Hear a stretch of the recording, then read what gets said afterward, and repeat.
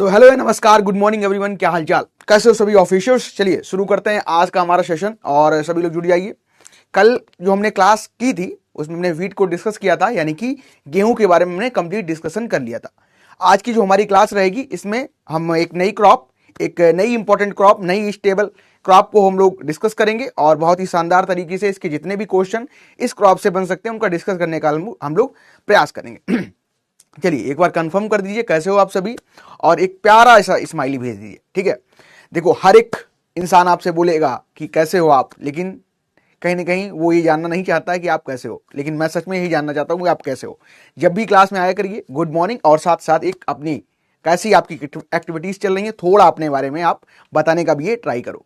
यहाँ पे हमारा यही प्रयास रहता है कि हम आपको पढ़ाने के साथ साथ कैसे एक अच्छा इंसान और कैसे एक कह सकते हैं कि आपका चौतरफा विकास 360, इसको होलिस्टिक डेवलपमेंट कहते हैं कम्युनिकेशन में जब हम इंग्लिश में पढ़ते हैं।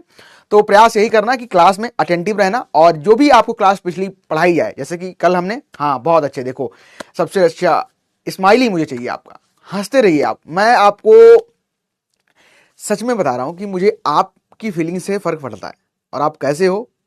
ठीक है, आप कैसे हो, साथ ही साथ आपकी प्रिपरेशन कैसी चल रही है, क्योंकि दोनों चीजें कोरिलेट करेंगी आपस में। अगर आप खुश रहोगे तो आपको चीजें ज्यादा याद रहेंगी। और क्लास में यही मैं ट्राई भी करता हूं, चूंकि समय की जो सीमा है ये कम है। अगर आप साल भर वाले बैच में होते तो और अच्छे से हम डिस्कशन करते, लेकिन नहीं, इसी समय को ध्यान में रख के आपको कैसे मैं और ज्यादा से ज्यादा अच्छा कंटेंट दे दूं, कितना आपको मनोरंजन तरीके से इस क्लास को इंटरेस्टेड बना के आपको याद करवा दूं, ताकि आपको दोबारा ये क्लास ना लगानी पड़े। तो वही मैं ट्राई करता हूं। चलिए एक बार सभी लोग गुड मॉर्निंग सभी को, कैसे हो सभी लोग, और चलिए शानदार तरीके से यही चाहिए आपका, स्माइली फेस चाहिए, है ना, खुश रहिए एकदम। कल जो हमने वीट डिस्कस किया था, किसी का कोई डाउट हो उससे तो पूछ लो। फिर आज की जो हमारी क्रॉप रहेगी बहुत ही शानदार। देखो कुछ ऐसी क्रॉप्स हैं जिनको हो सकता है हमको 2 लेक्चर लगे, यानी कि जो 1.5 घंटे की हमारी क्लास रहती है लगभग 2 क्लासेस हमको लगानी पड़ जाएं। और वो क्रॉप आपकी, एक तो वीट हो कंप्लीट हो गया, 2 क्लासेस में हमने कर लिया। आज हम राइस यानी कि धान को पढ़ेंगे, और आज धान के बारे में और आपको पैडी के बारे में। आप हो सकते हैं कुछ स्टूडेंट यहाँ पे धान और पैडी यानी कि राइस और पैडी को एक ही समझते हो, तो उनको भी हम थोड़ा उनके लिए बताएं कि दोनों चीजें अलग अलग होती हैं। ठीक है, और इसके अलावा मेज क्रॉप को हो सकते हैं 2 दिन लगे, और शुगर केन जो क्रॉप है इसको 2 दिन लगे, और सभी क्रॉप्स भी आपकी लगभग 1 दिन में 2 क्रॉप हो जाएंगी। सब में कुछ कुछ इंपॉर्टेंट पॉइंट हैं, वही आपको याद करनी पड़ेंगी। क्योंकि इंडिया में हम इनको ग्रो भी ज्यादा मात्रा में करते हैं, सबसे ज्यादा यही क्रॉप्स उगाई जाती हैं। और इन क्रॉप्स को उगाने के साथ साथ अगर क्वेश्चन देखा जाए, ठीक है, तो मेजॉरिटी ऑफ जो क्वेश्चन है इन्हीं क्रॉप से हमको देखने को मिलते हैं।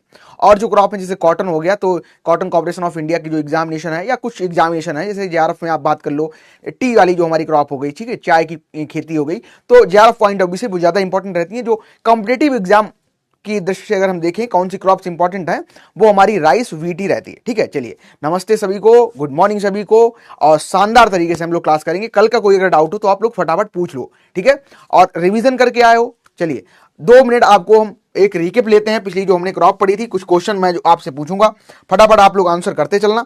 और आज की जो हमारी क्लास रहेगी बहुत ही इंटरेस्टेड रहेगी। ठीक है, पहले तो खुद को ही बोल दो कि आज की क्लास जो है कल से बहुत सरल है। ठीक है, खुद को बोलो कि आज की जो क्लास है कल से बहुत सरल है। बस ये अपने सब कॉन्शियस माइंड में डाल दो इस बात को। ठीक है, दिमाग भी ऐसे ही काम करता है। अगर हम कहते हैं कि आज बहुत कठिन है तो वो कहेगा हाँ बहुत कठिन है आज, लेकिन हो कितना भी सरल, तो ऐसे ही हमारा दिमाग काम करता। चलो वीट से रिलेटेड कुछ मैं आपसे क्वेश्चन पूछूंगा, फटाफट आप लोग आंसर करना, ट्राई करना कि आंसर आप लोग दे सको। हमने वीट में एक हल पढ़ा था, हल। देखो मैं जो चीजें पूछूंगा वो कहीं ना कहीं आपको हो सकता है कठिन लगे, लेकिन वो आपके एग्जाम पॉइंट ऑफ व्यू से बहुत इंपॉर्टेंट है, और हाल फिलहाल के एग्जामिनेशन में पूछा ही जा रहा है उनको। ठीक है, चलो एक तो मैं पूछूंगा कि इसका टेस्ट वेट कितना होता है, टेस्ट वेट कितना होता है वीट का, टेस्ट वेट लिखना। और अगर आपने समझ लिया हो हल के बारे में, आपने समझ लिया हो टेस्ट वेट के बारे में, तभी आप आंसर करना फटाफट। ना पढ़ा हो तो फिर से क्लास लगाना, फिर ट्राई करना कि आप समझ लो सारी चीजें। और बताओ, अगर हम बात करें कि ओरिजिन प्लेस की, ओरिजिन जो प्लेस है ये वीट का कहाँ है, और अगर आपसे मैं क्वेश्चन पूछ लूं कि इसमें क्रोमोसोम नंबर कितने होते हैं, ठीक है, और क्रोमोसोम नंबर में भी आपसे कुछ चीजें और मैं एडवांस लेके जाऊंगा, ताकि आपको जो रिवीजन है एक रिकेप मिल सके आपकी पढ़ाई का भी। ठीक है, चलिए इसमें पहले तो आप इंडोस्पर्म में क्रोमोसोम बताना कि जो इंडोस्पर्म होता है वीट का, ठीक है, इंडोस्पर्म जो वीट का होता है इसमें क्रोमोसोम कितने होते हैं, और जो एग सेल होती है, एग सेल में क्रोमोसोम कितने होते हैं? ठीक है, एग सेल में आपको क्रोमोसोम कितने देखने को मिलते हैं? फटाफट कुछ जो प्रश्न है इनके फटाफट आप लोग आंसर करते चलो। मैं सभी का आंसर देख रहा हूं, बहुत अच्छे। रवि मिश्रा जी ने लिखा है कि हुल इक्वल टू क्या होता है? Lemma plus palea. बहुत सही है, करेक्ट आंसर है बिल्कुल। शुभम, सभी लोग तुर्की भी है बिल्कुल। सूरज, सृष्टि, नाम तो बहुत अच्छा है आपका। और नितिका राणा, सॉरी, सुमित, शुभम, वेट, ठीक है। टेस्ट वेट मोस्टली लिख रहे हैं और सभी लोग करेक्ट ही लिख रहे हैं। ठीक है, चलिए आपके सभी के आंसर मिल गए हैं। और अगर हम बात करें हुल में मैंने आपको पढ़ाया क्या था? एक पेलिया प्लस लेमा प्लस पेलिया, ये क्या है? इनके मिक्सचर को हम कहते हैं हुल। और जो आपका ओन निकला होता है, ठीक है, जो ओन निकला होता है, ये कहां से निकला होता है? ये आपका लेमा से निकला होता है। टेस्ट वेट आप सभी बता रहे हो, बिल्कुल सही है। अच्छा, एक टेस्ट वेट आप लोग और बता दो यहीं से।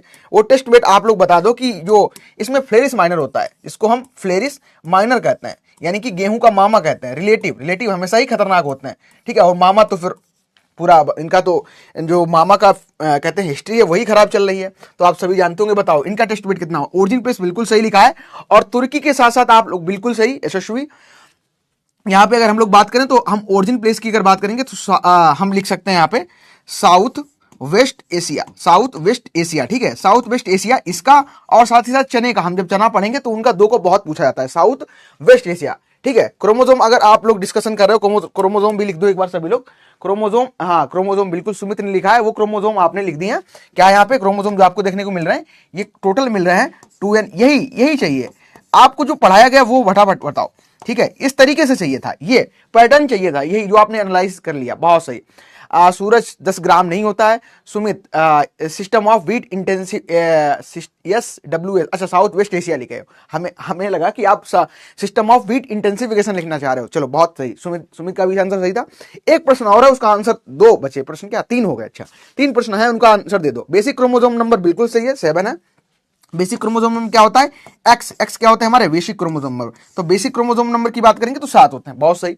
चलो और रिकैप कर लो। एग सेल में 21 होंगे, बहुत सही।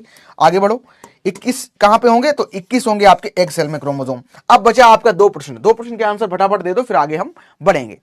चलिए, रवि रंजन मिश्रा, नितिका, और बेसिक क्रोमोसोम 7 है, ठीक है। 2 ग्राम फ्लेरिस माइनर, बहुत सही। चलिए परफेक्ट, एकदम बढ़िया आंसर आया सभी का। 2 ग्राम में आपको देखने को मिलता है फ्लेरिस माइनर का। मैंने बताया भी था कि जब इनिशियल कंडीशन में आप वीट को देखोगे और साथ ही साथ फ्लेरिस माइनर को देखोगे तो पहचान नहीं पाओगे। अब इसमें 2 चीजें मैंने बताई थी, कैसे पहचान सकते हो, वो 2 चीजें और मुझे चाहिए आपसे, बताओ। एक्सेल में इंडोस्पर्म में 63, बहुत सही, परफेक्ट, गुड, सुपर। चलिए 63 होते हैं। और ये कैसा होता है? ये त्रिगुणित होता है, 3n होता है, ठीक है, त्रिगुणित होता है, इस चीज को याद रखना। 2 क्वेश्चन और हमारे निकल के आ गए। फ्लेरिस माइनर की हमने बात की तो आपको मैंने बताया भी था, जो फ्लेरिस माइनर है ये कैसे डिफरेंशिएट करता है वीट को, और हम कहें गुल्ली डंडे को अगर हम देखते हैं फील्ड में तो कैसे हम पहचान सकते हैं गेहूं के मामा को, है ना। बताओ कौन सी जो आइडेंटिफिकेशन जो मैंने बताई थी, 2 इंपॉर्टेंट बताई थी, बताओ फटाफट। 2 ग्राम फ्लेरिस माइनर का है, बिल्कुल शुभम। चलो फटाफट लिखते रहो, सुस्त मत बैठो। जग में बैठ हो तो कुछ काम करते चलो और उंगलियों का इस्तेमाल करते चलो, है ना। फटाफट लिखते चलो, क्या आंसर होगा? कुछ तो याद आ रहा होगा, किसी को कुछ याद आ रहा है? क्या है? रेड रूट्स, बिल्कुल सही। मेधा ने लिखा है कि जो रूट्स होती हैं दीज आर रेड, और we can say these are the pinkish in nature, ठीक है। चलो बहुत सही। तो यहाँ पे ये कैसा, ये फ्लेरिस माइनर अगर आप देखोगे तो इसकी रूट्स जो है ये रेड होंगी। लेकिन मैंने बोला था आपको कि जो अब भाई जो वीट है ये कैसा है, ये बहुत ज्यादा पॉपुलेशन इसकी होती है। नंबर ऑफ प्लांट पॉपुलेशन की बात करें तो बहुत ज्यादा होते हैं, तो हमें तकलीफ हो सकती है अगर हम देखेंगे रूट।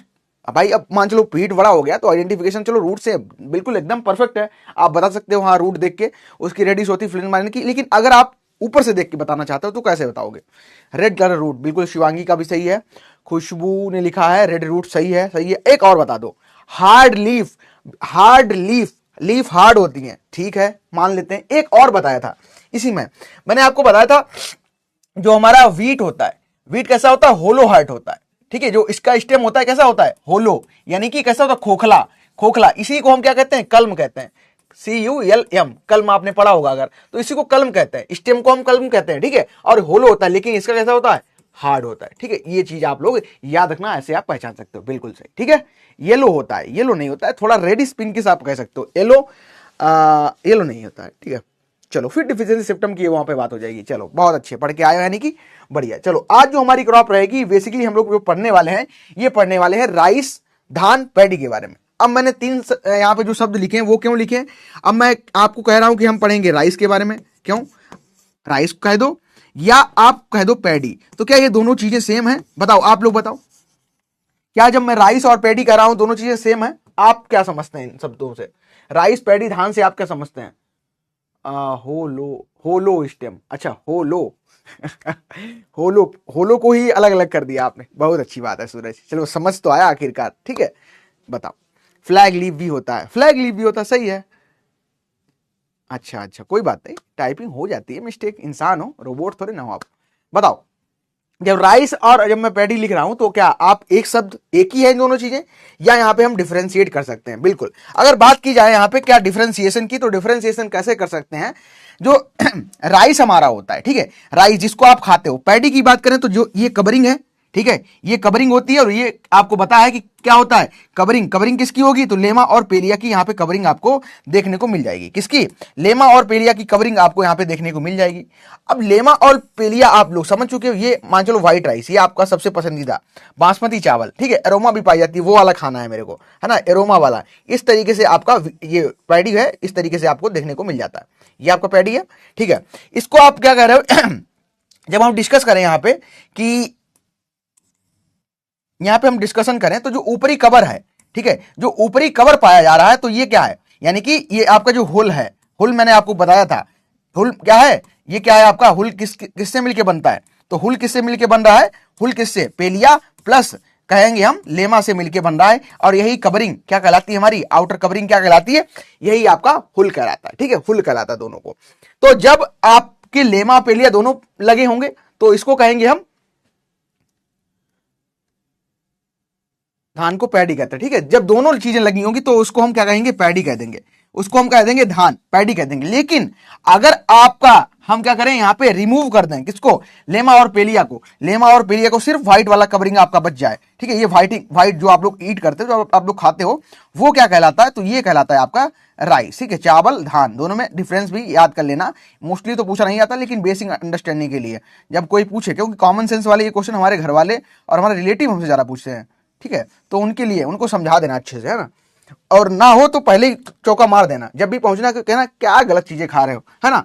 ये राइस खाओ, वो कहेंगे राइस खाओ, ओ धान खाओ, ऐसे कुछ करके क्वेश्चन बना के उनको ही कंफ्यूज कर देना, ठीक है। अगली बार जब भी चांस मिले तो चौका खुद मारना, वो ना मार पाए, ठीक है, ट्राई यही करना। चलो यहाँ पे देख रहे हो ये क्या हमारा, फटाफट लिख दो, ये क्या है? ये यहाँ पे आप देख रहे हो ये राइस है, ठीक है, ये क्या है? राइस है। और यहाँ पे ये क्या देख रहे हो? तो ये हमें क्या देखने को मिल रहा है? पैडी। पैडी क्या है? ये फील्ड कंडीशन में, कहां पे है? फील्ड कंडीशन में। इसको क्या कह रहे हैं हम? धान। और एक लोग और भी कुछ कह रहे थे, इसको क्या कहेंगे हम? चावल कह देते हैं, ठीक है।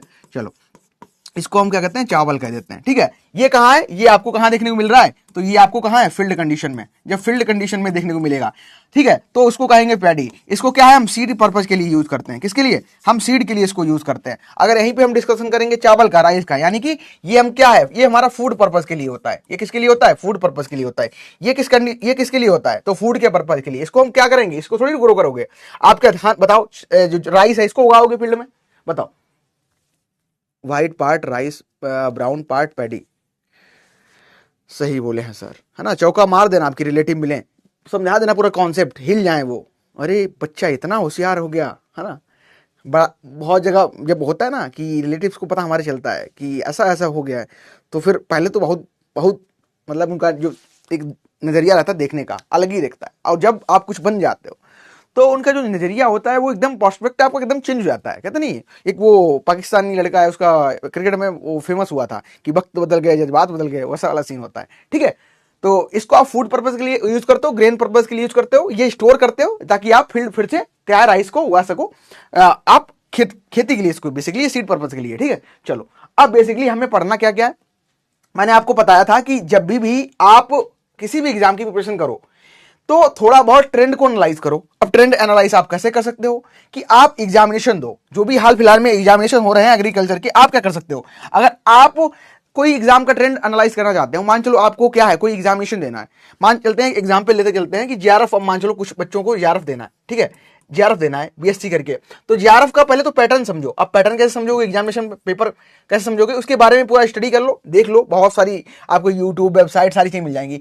अब इसके एग्जाम को रियल लाइफ आपको फील करना है कैसा आता है, सुनी सुनाई पे नहीं, खुद बैठो एग्जाम में, खुद दो, ठीक है, खुद एग्जाम दो तो आपको ट्रेंड एनालाइज होगा।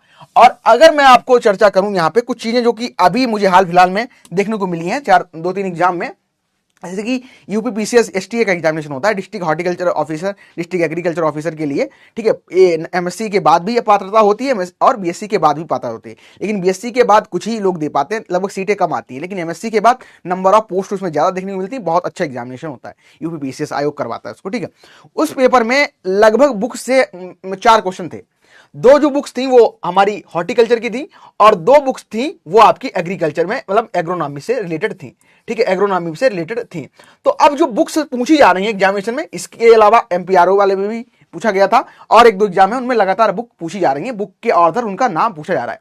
भाई जरूरी भी है पूछना, क्यों जरूरी है, मान चलो आप ही आगे कोई साइंटिस्ट बन जाओ, मान चलते हैं सृष्टि साइंटिस्ट बन गई और सृष्टि का नाम चेंज हो गया, डॉक्टर सृष्टि हो गया, ठीक है, डॉक्टर सृष्टि हो गया। तो सृष्टि ने इतनी मेहनत की है भाई, एग्रीकल्चर में जब भी कोई अच्छा काम करता है, कोई प्रोफेसर, असिस्टेंट प्रोफेसर या कोई साइंटिस्ट बनता है तो उसकी मेहनत आप देखते होंगे, आप भी समझते होंगे, आप जिस यूनिवर्सिटी से हैं तो आपके प्रोफेसर कितनी मेहनत करते हैं, कितनी मेहनत और साथ साथ कितना टाइम, ठीक है, मेहनत और टाइम दोनों का कॉम्बिनेशन इंपॉर्टेंट रहता है।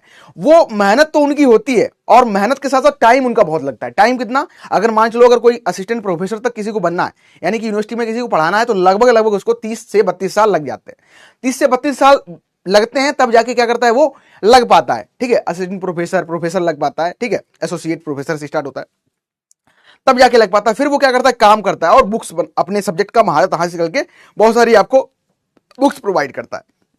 तो अब इतनी जब मेहनत की है तो उसके द्वारा जो काम किया गया उसको बिल्कुल हाईलाइट मिलना चाहिए, वो विख्यात होना चाहिए, वो प्रख्यात होना चाहिए। तो इसी वजह से क्या है, हमको यहाँ पे देखने को मिलती है बहुत सारी बुक्स, और बुक्स से अभी क्वेश्चन पूछे जा रहे हैं, ये बहुत सही है, पूछना भी चाहिए। तो मैं यहाँ पे राइस से रिलेटेड हमारी कुछ बुक्स इंपॉर्टेंट लेके आया हूं, जो कि आपको एक बुक देखने को मिल रही है, कौन सी वो है, राइस एग्रोनॉमी। राइस एग्रोनॉमी ये बुक है, ये बहुत इंपॉर्टेंट बुक है। अगर आपको टाइम मिले जिंदगी में कभी भी, या चाहो तो अभी तो मतलब नहीं कहूंगा प्रेफर करने के लिए, राइस एग्रोनॉमी जो बुक है ये राजेंद्र प्रसाद द्वारा लिखी गई है। याद रखना, बहुत ही हमारे इमिनेंट साइंटिस्ट हैं, बहुत ही प्रख्यात साइंटिस्ट हैं। कौन है, वो है आपके राजेंद्र प्रसाद, ठीक है, कौन है, राजेंद्र प्रसाद। अपनी कॉपी में नोट कर लेना, राजेंद्र जो प्रसाद हैं, इन्होंने एक बुक लिखी है, बहुत ही फेमस बुक है। वो कौन सी बुक है, ये आपकी है राइस एग्रोनॉमी। कौन सी है, तो ये है आपकी राइस, ठीक है, राइस कौन सी, एग्रोनॉमी। राइस जो एग्रोनॉमी बुक है, राइस एग्रोनॉमी जो बुक है ये किसके द्वारा लिखी गई है, तो अगर कोई पूछे या एग्जामिनेशन में भी आ जाए तो याद रखना, ठीक है। तो आपको कौन सी है, rice agronomy. Rice agronomy Rajendra Prasad द्वारा लिखी गई। दूसरी एक और इंपॉर्टेंट बुक है जिसका नाम है प्रिंसिपल्स, क्या नाम है, principles and practices of rice production. Principles and practices बोलते भी चलो एक साथ साथ, ठीक है। आप लोग फील किया करो कि जैसे आपके सामने ही पढ़ रहे हैं, ठीक है, ऑनलाइन में उतना तो नहीं है हो सकता, लेकिन खुद ट्राई करो कि आप इंगेज रहो, ठीक है। बीच बीच में जब कुछ सुस्ती लगे तो कुछ टाइप कर दो, है ना, कुछ पीछे वाला पूछ लो और थोड़ा इंगेजमेंट बनाओ, ठीक है, ताकि और आपको इंटरेस्टेड लगे।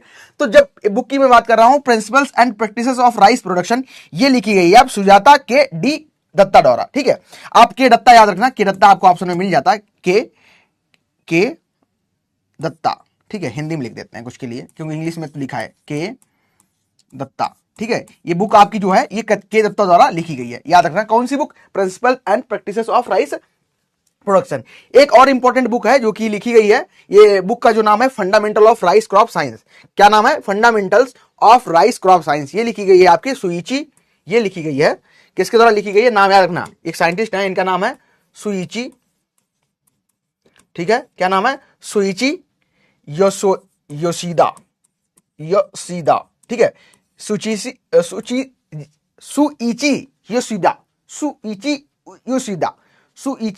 उसीदा, ठीक है। चलो, ये आपकी 3 बुक्स इंपॉर्टेंट है। मुझे लगता है कि अगर राइस से रिलेटेड कोई बुक पूछी गई तो इनमें से आपको कहीं ना कहीं मिल जाएगी, ठीक है। राइस एग्रोनॉमी बिल्कुल सही लिखा है, राजेंद्र प्रसाद सर, बिल्कुल। और हाँ, ये रिस्पेक्ट देना और हम्बलनेस, कुछ लोग होते हैं ना वो सिर्फ हम्बल कहने के लिए होते हैं, सच में हम्बल बनो, है ना। एक होता है कि जब कोई इंसान खुद मेहनत करता है और जब वो हेल्प करता है तो फिर वो हेल्प नहीं सिर्फ रहती है, वो प्रेम होता है, और वो प्रेम सबके लिए आपका भी होना चाहिए, ठीक है। हाँ, जापानीज हैं सर, बिल्कुल ये जापानीज ही हैं, ठीक है, ये कहाँ के हैं, ये जापान के ही हैं, याद रखना, नाम से ही पता चल जा रहा है ना। अब चिंगपू चांगजी होता तो फिर चाइना के होते। ठीक है, तो मैंने आपको क्या बताया अभी कि जब भी आप कोई खुद भी मेहनत कर रहा है और आपकी भी हेल्प कर रहा है तो फिर वो सिर्फ क्या होती है, आपकी हेल्प नहीं होती, वो कहीं ना कहीं प्रेम होता है। और प्रेम संसार में आपको सर्वभूत सुना वाला जो कॉन्सेप्ट है इसको लेके आना है। ठीक है, इस तरीके से आपको करना है सारी चीजें। चलो 3 बुक्स हमारी इंपॉर्टेंट है, इनको आपने याद कर लिया होगा। आगे बढ़ते हैं, डिस्कशन करते हैं हमारा फाइनल जो हमारा क्रॉप रहेगा, धान, जिसको हम राइस पैडी कह रहे हैं। और अब राइस से रिलेटेड कौन कौन सी ऐसी जानकारी हो सकती है जिससे हमको क्वेश्चन मिलेंगे देखने में सीधे। ठीक है, सीधे देखने को मिल जाएंगे। कौन कौन से हैं, जैसे कि इंट्रोडक्शन की बात करें, जब भी किसी क्रॉप को पढ़ते तो हमारा सिद्धांत ये है कि सबसे पहले इंट्रोडक्शन जान लें, उसके बारे में थोड़ा जान लें, क्या है, कैसा दिखता है और क्या क्या उसके फीचर्स हैं। ठीक है, सबसे पहले हम बात करेंगे इसके साइंटिफिक नेम के साथ। तो इसका जो साइंटिफिक नेम होता है ये ओराइजा सटाइवा है। ठीक है, ओराइजा, ओराइजा क्या नाम है, लिखते चलना अगर बन सके, अगर रिवीजन कर रहे हो, एक बार पढ़ चुके तो ना, अगर टाइम हो तो आप ओ लिखो, राइजा लिखो, सटाइवा आगे बढ़ जाओ। ठीक है, ओराइजा सटाइवा। ठीक है, ओराइजा सटाइवा इसको साइंटिफिक नेम से कहते हैं। और अगर हम टोटल इसमें बात करें, टोटल जो स्पीसीज है इसकी 24 स्पीसीज आपको देखने को मिलती है। कितनी, 24 टोटल आपको स्पीसीज देखने को मिलती हैं। लेकिन 24 जो टोटल स्पीसीज हैं इसमें से जो 22 है ये वाइल्ड है, यानी कि कैसी है, ये जंगली देखने को मिलती है। कैसी, वाइल्ड, जंगली देखने को मिलती है। लेकिन इसमें 2 ऐसी स्पीसीज हैं जिनकी हम क्या है, कल्टीवेशन इनका करते हैं। इनको हम कल्टीवेशन मतलब खेत में इनको हम उगाते हैं, उनका हम कल्टीवेशन करते हैं। 2 स्पीसीज हमें देखने को मिलती हैं। आते हैं फैमिली पे, तो सबको पता है पोएसी, या हम कहें ग्रेमिनी, या फिर हम कह सकते हैं पोएसी या ग्रेमिनी फैमिली उसको कह सकते हैं। लेटेस्ट जो नाम है पोएसी ही चल रहा है। ठीक है, चलिए फिर आता है क्रोमोसोम। क्रोमोसोम नंबर, इसमें जितनी स्पीसीज है उतने ही आपको क्रोमोसोम है। ठीक है, याद रखना, जितने क्रोमोसोम है उतने ही आपको स्पीसीज यहां पे देखने को मिल रहे हैं। 24 क्रोमोसोम, 24 आपकी स्पीसीज। ठीक है, कार्बोहाइड्रेट, क्योंकि जो फूड में हमारा मेजर इनटेक होता है कि हम कहते हैं कि स्टेपल क्रॉप, इसीलिए हम इसको स्टेपल क्रॉप कह रहे हैं। क्या, स्टेपल क्रॉप कह रहे हैं, क्योंकि हमारे फूड में इसका सबसे इंपॉर्टेंट रोल है, चीप भी है और डेली लाइफ में हमें रिक्वायरमेंट है। और राइस आपको खाना ही चाहिए कहीं ना कहीं। ठीक है, तो हमें कार्बोहाइड्रेट अच्छा खासा मिल जाता है, लगभग 70% कार्बोहाइड्रेट मिल जाता है। और इसकी जो बायोलॉजिकल वैल्यू होती है ये अच्छी होती है। अब आप कहोगे सर बायोलॉजिकल वैल्यू आप इस्तेमाल वर्ड कर रहे हो, ये क्या होता है? बायोलॉजिकल वैल्यू का मतलब ये होता है किसी भी फूड को जब हम कंज्यूम करते हैं तो उस कंज्यूम किए गए टोटल पार्ट का कितना हमारे बॉडी ऑब्जर्व करती है। क्या कहेंगे, फिर से बोलो, कि कोई भी फूड जब हम इंटेक करते हैं, खाते हैं, तो उस फूड का टोटल कंज्यूम जो भाग होता है उसका हमारे बॉडी द्वारा कितना लिया जाता है, तो उसको हम कहते हैं बायोलॉजिकल वैल्यू। ठीक है, ये आप ऐसी चीजें आप लोग नोट कर लो, है ना। अब आप एक लिस्ट बना सकते हो खुद के खाने की, आप किससे, कि बायोलॉजिकल वैल्यू जो है सबसे ज्यादा किसकी होती है। तो अगर बायोलॉजिकल वैल्यू की बात करें तो लगभग आपको राइस है इसमें 63% देखने को मिलती है। आपने अगर 100 ग्राम खाया तो 63% जो है उसके न्यूट्रिएंट सारी चीजें वो बॉडी आपकी एब्जॉर्व कर लेगी। क्या करेगी, बॉडी एब्जॉर्व कर लेगी और इनटेक फूड का अच्छा है। इसी प्रकार से अगर एग जो कंज्यूम करते हैं, जो लोग एग कंज्यूम करते हैं, ठीक है, एग की जो बायोलॉजिकल वैल्यू होती है मोर देन 95% होती है। ठीक, यानी कि पूरा एब्जॉर्ब हो जाता है। तो ये आप इस तरीके से देख सकते हो सारी चीजें। तो कार्बोहाइड्रेट 70% देखने को मिलेगा। अच्छा, प्रोटीन यहां पे आपको कम देखने को मिलती है। हमने सबसे ज्यादा प्रोटीन जो पड़ी थी ये व्हीट में पड़ी थी, यानी कि गेहूं में पड़ी थी। कितनी थी, तो 12% थी। यहां पे आपको 6 से 7% प्रोटीन देखने को मिल रही है। और जो प्रोटीन आपको मिल रही है ये कौन सी है, इसका नाम क्या है, ओराइजिनिन। क्या है, ओराइजिनिन। ठीक है, ओराइजिनिन, ओराइजिनिन नाम की यहां पे प्रोटीन आपको देखने को मिल रही है। ये आपकी व्हीट में पाई जाती है। अच्छा, इसके पुष्पक्रम को क्या कहोगे, तो इसका जो पुष्पक्रम होता है ये, इसको हम अगर बात करें, इसका जो पुष्पक्रम है, ठीक है, क्या है, जो पुष्पक्रम है राइस का जो पुष्पक्रम है इसको क्या कहते हैं, हम इसको कहते हैं क्या, पेनिकल। ठीक है, हम इसको कहेंगे पेनिकल। ठीक है, पेनिकल की अगर बात करें कि पेनिकल का जो वेट होता है कितना होता है, तो याद रखना 2 ग्राम इसका वेट होता है। यही यहाँ पे बात लिखी गई है कि जो पेनिकल होता है इसका जो वेट होता है ये 2 ग्राम होता है। ठीक है, 2 ग्राम होता है। लगभग इसमें फैट, अगर हम वसा की बात करें फैट, तो फैट आपको लगभग यहाँ पे 2 से 2.5% देखने को मिल जाता है। इन फ्लोरेसेंस मैंने बता दिया, पेनिकल आपका होता है 2 ग्राम उसका वेट देखने को मिलता है। अगर हम बात करेंगे ओरिजिन प्लेस की, यानी कि इसकी उत्पत्ति कहां हुई है, तो उत्पत्ति बिल्कुल आप सही याद कर सकते हो कि south east Asia, south east Asia. ठीक है, इसको याद कर लो, साउथ ईस्ट एशिया। या फिर अगर ऑप्शन नहीं मिलता है तो फिर आपको इंडो बर्मा मिल जाएगा। क्या, इंडो बर्मा आपको ऑप्शन में मिल जाएगा, इंडो बर्मा या फिर साउथ ईस्ट एशिया मिल जाएगा। व्हीट में क्या था, वेस्ट था, डब्ल्यू से व्हीट, डब्ल्यू से वेस्ट। ठीक है, और इसको याद कर लो, उसको भूल जाओ चाहे, कोई दिक्कत वाली बात नहीं, क्योंकि W for waste, W for wheat. ठीक है, चलो इतना क्लियर हो गया, आगे बढ़ते हैं। ये हमारा इंट्रोडक्शन पार्ट रहा। और कुछ चीजें जो कि हमें और जाननी चाहिए इससे रिलेटेड, क्या क्या है वो, जैसे कि जो हम अगर राइस की बात करते हैं, ठीक है, तो राइस में आपको कैसा पॉलिनेशन देखने को मिलेगा, सेल्फ पॉलिनेशन देखने को मिलेगा। और इसमें जो एक कंडीशन होती है चास्मोगेमी, ठीक है, चास्मोगेमी, ठीक है, चास्मोगेमी कंडीशन आपको देखने को मिलती है। चास्मोगेमी कंडीशन क्या होता है? अच्छा, गेहूं में जब हमने बताया था तो वहां पे क्या बताया था आपको, गेहूं में बताया था कौन सी, सेल्फ पॉलिनेशन में भी क्लिस्टोगेमी मिलती है, यहां पे चास्मोगेमी मिलती है, ठीक है, यहां पे आपको चास्मोगेमी कंडीशन देखने को मिल जाती है। बात करेंगे टेस्ट वेट की, तो लगभग 25 ग्राम टेस्ट वेट आपको देखने को मिलता है, यानी कि जो 1000 दाने हैं, 1000 जो दाने हैं ग्रेन का जो वेट है, इसको कह देते हैं क्या, टेस्ट वेट कहते हैं, और लगभग 25 ग्राम देखने को मिलता है।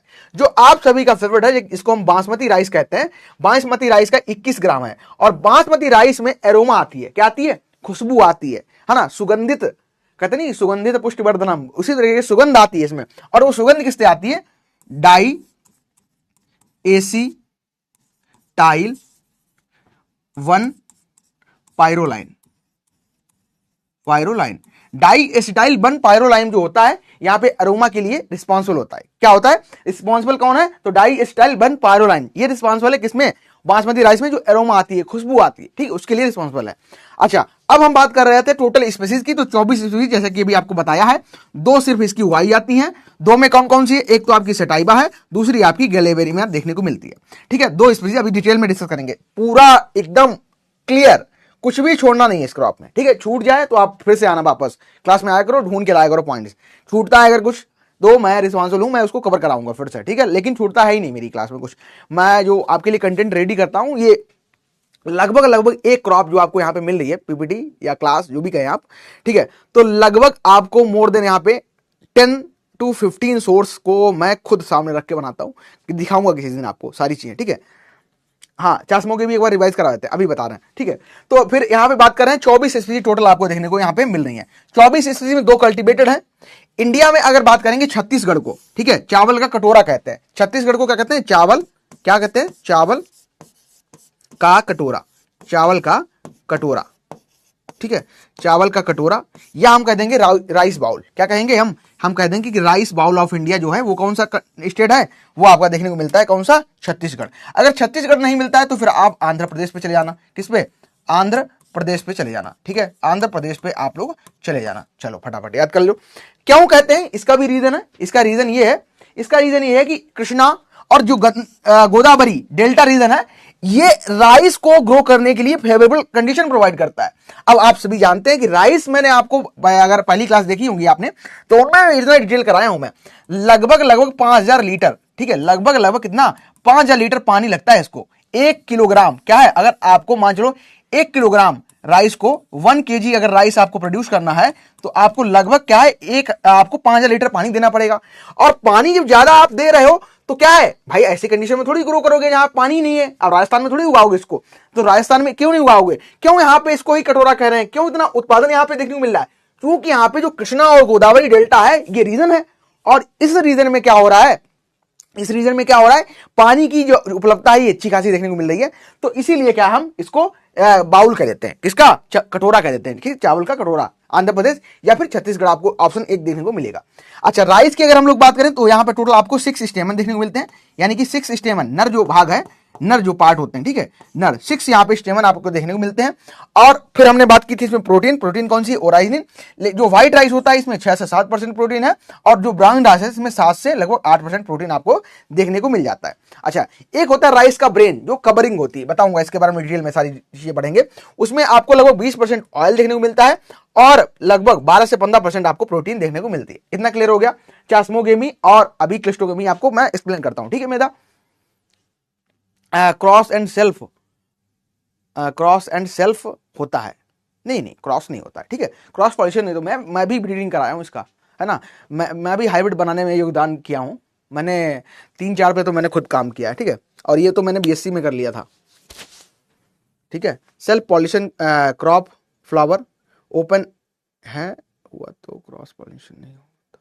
क्लिस्टोगेमी में क्या होता है, क्लिस्टोगेमी कंडीशन एक ऐसी अवस्था होती है जब फ्लावर ओपन नहीं होता है और अंदर ही उसके पॉलिनेशन होता है, तो वो क्लिस्टोगेमी है। क्लिस्टोगेमी किसमें बताया था मैंने, वीट में बताया था।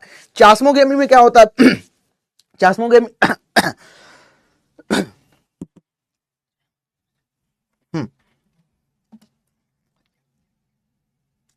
एक मिनट रुकना,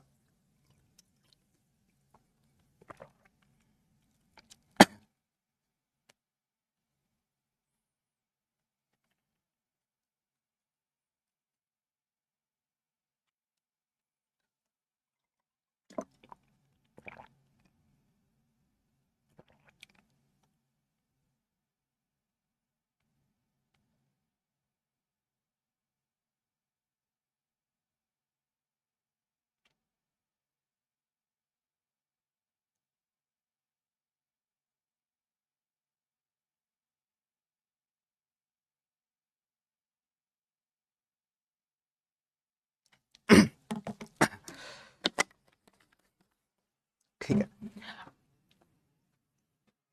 अमन बोरो एक्सप्लेन कर दी, सब कुछ पढ़ेंगे, सब कुछ गले में हो गया था तो उस वजह से। चास्मोगेमी में आप लोग क्या लिखते हैं, self pollinated crop flower open ही नहीं हुआ तो क्रॉस पॉलिनेशन नहीं होगा क्लिस्टोगेमी।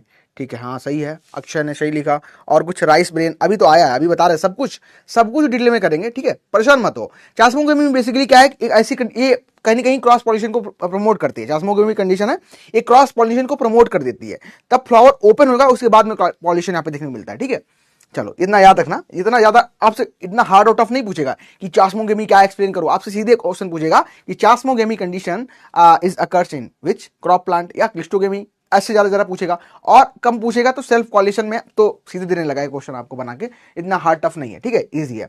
अब सारी डिटेल जो भी आप चाह रहे हो वो सब कुछ मैं बताऊंगा, अब परेशान मत हो। ठीक है, आराम से बैठ के सुनते रहो ध्यान से क्या क्या चीजें बता रहे हैं। फिर आता है राइस के बाई प्रोडक्ट। अब ये नया पढ़ रहे होगे कि सर अभी तो हमने गन्ने के बाई प्रोडक्ट पढ़े थे, गन्ना यानी कि शुगर केन जब हम पढ़ रहे हैं तो शुगर केन में हम बाई प्रोडक्ट पढ़ रहे हैं, जो शुगर केन हम लोग पढ़ रहे हैं, पढ़ेंगे आगे शुगर केन के आपने बाई प्रोडक्ट पढ़े होंगे। कौन कौन से बाई प्रोडक्ट होते हैं, तो इसमें आपका मोलेसेस होता है, ठीक है, गुड़ खाई होगी, बगेसेस होता है, ठीक है, बहुत सारी चीजें हमें देखने को मिलती हैं। लेकिन क्या राइस से भी कुछ बाई प्रोडक्ट बनाए जाते हैं? बिल्कुल बनाए जाते हैं। कौन कौन से बनाए जाते हैं उनकी बात करेंगे। तो जो ब्रेन होता है राइस का ब्रेन यानी कि अपर कवरिंग, जो अपर कवर होता है, अपर, ठीक है, ये आपका राइस की बात कर रहा हूं, ध्यान से सुनना। ठीक है, राइस की, अब पैडी और राइस ही फिर से मैंने आपको करवा दिया।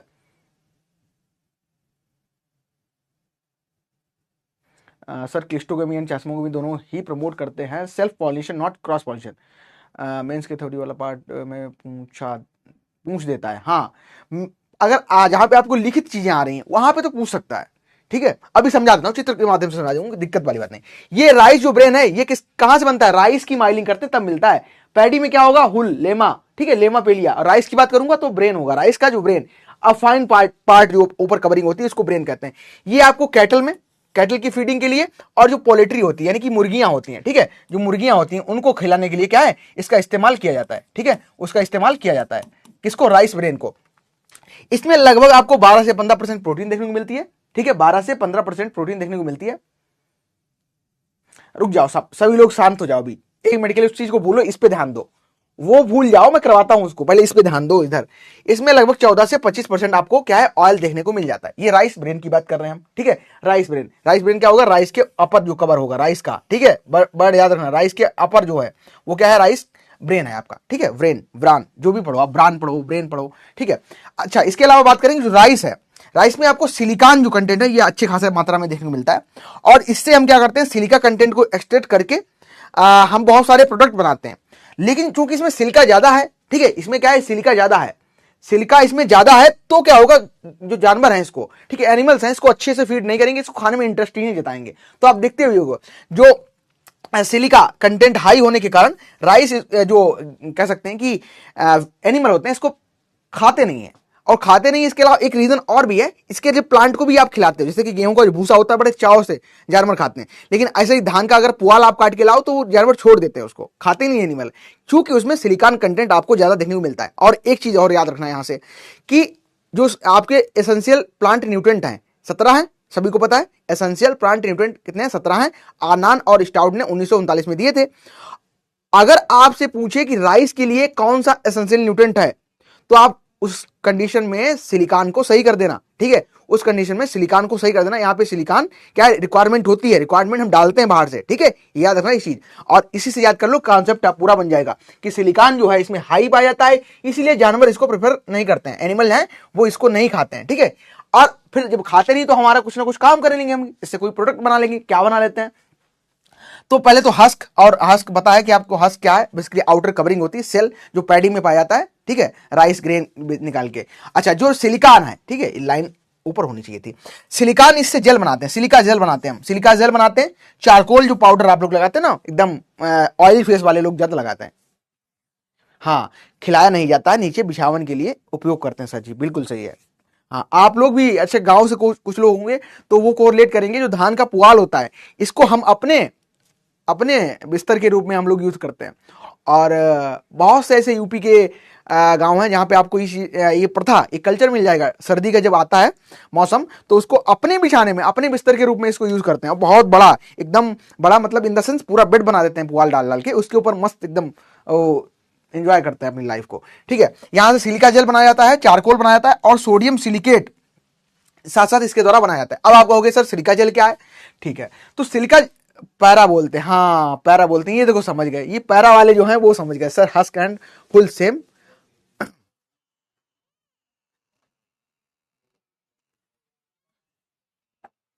हस्क और हुल क्या आपको लग रहा है सेम है? जी सर, जी सर, मनीष भी समझ गए, मनीष कुमार मेहर। पैरा, हाँ पैरा बोलते हैं, पैरा। ठीक है, चलो अभी बता दूंगा, अभी कंफ्यूज मत हो आप, इसको चलने दो, इसको प्रोसेस होने दो। जो सिलिका जेल है इसको समझ लो, क्योंकि ये आपके लिए नई चीज होती है। जैसे कि आप बात करो, घर में आप कोई प्रोडक्ट लाते हो जो कि मॉइस्चर के लिए ससेप्टिबल होते हैं, अगर आप रख दो तो वो मॉइस्चर उनमें लग जाएगा और मॉइस्चर मतलब मॉइस्चर एब्जॉर्ब कर लेंगी और वो चीजें जल्दी खराब हो जाएंगी। तो वहां पे क्या करते हैं हम, सिलिका जेल का इस तरीके के पैकेट्स होते हैं, इनको इस्तेमाल करते हैं। आपने देखा होगा जब आप मोबाइल एक्सेसरीज वगैरह खरीदते हैं तो उसके अंदर सिलिका जेल पड़े होते हैं, ये छोटे छोटे पॉकेट टाइप पड़े होते हैं। ये मॉइस्चर को एब्जॉर्ब करते हैं, क्या करते हैं, मॉइस्चर को एब्जॉर्ब कर लेते हैं। ठीक है, क्या करते हैं, मॉइस्चर को एब्जॉर्ब कर लेते हैं। हाँ ये सबको पता है। अच्छा, चूल्हे ओ, ये नहीं समझ आया, और तो मैं समझ गया, इसको खाना बनाने में भी यूज, अच्छा खाना बनाने में हो यूज, अच्छा चूल्हे में, चूल्हा आप यूपी की लैंग्वेज बोल रहे हो आप, चूल्हे, हाँ चूल्हे में यूज करते, सही बोल। सर महाकुंभ में, अच्छा कुंभ मेले में बिस्तर के नीचे अच्छा अच्छा, हाँ ठंड में आकृति, सबको पता है मॉइस्चर एब्जॉर्बर। ठीक है, ये मॉइस्चर एब्जॉर्बर होते हैं सिलिका जेल। ठीक है, ठीक है, क्लियर हो गया। जो सिलिका जेल बनता है, चारकोल, जो आप चारकोल लगाते हैं ना, वो क्या उसको, अरे डेली इस्तेमाल की चीजें आप लोग ज्यादा पता होंगी, मुझे कहाँ ही पता है। चारकोल जो आपका आता है, क्या उसको बोलते हो, फेस वॉश, हाँ चारकोल फेस वॉश। ठीक है, चारकोल फेस वॉश बनाने में इसका इस्तेमाल किया जाता है। ठीक है, और चारकोल में भी आपका एक ऑयल लेस होता है, एक ऑयल, जो ऑयल जिनकी स्किन ऑयली होती है तो उनके लिए ऑयल लेस वाला आता है, तो उसमें बहुत ज्यादा इस्तेमाल इसका चारकोल का होता है। अच्छा, इसकी बात करें तो इसमें लगभग 20% आपको एस देखने को मिलता है, एस, ठीक है, एस देखने को मिलता है, और लगभग 90% आपको सिलिकॉन देखने को मिलती है। ये अब एस मत पूछना, ये भस्म होती है, भस्म। ठीक है, आप और हम और सभी कहीं ना कहीं लास्ट में एस ही बन जाएंगे। ठीक है, एस क्या, भस्म बन जाएंगे, भभूति, भभूति जिसको हिंदी में बोलते हो आप लोग। ठीक है, अच्छा जो राइस और ग्रेन है, इसकी अगर हम लोग बात करें, स्ट्रा और रेशियो, ठीक है, ग्रेन और स्ट्रा का रेशियो की अगर हम लोग डिस्कशन करें तो 40-60-40 आपको देखने को मिलता है, यानी कि ग्रेन और स्ट्रा का जो रेशियो है ये आपको 40 और 60 देखने को मिल जाता है। ठीक है, कितना, 40 और 60 देखने को मिलता है। बायोलॉजिकल वैल्यू आपको बता दिया था, 63% आपको देखने को मिलती है। ठीक है, 63% आपको देखने को मिल जाती है। इतना क्लियर हो गया? बता दो फटाफट एक बार सभी लोग, चलो बताओ, इतना सभी क्लियर हो गया?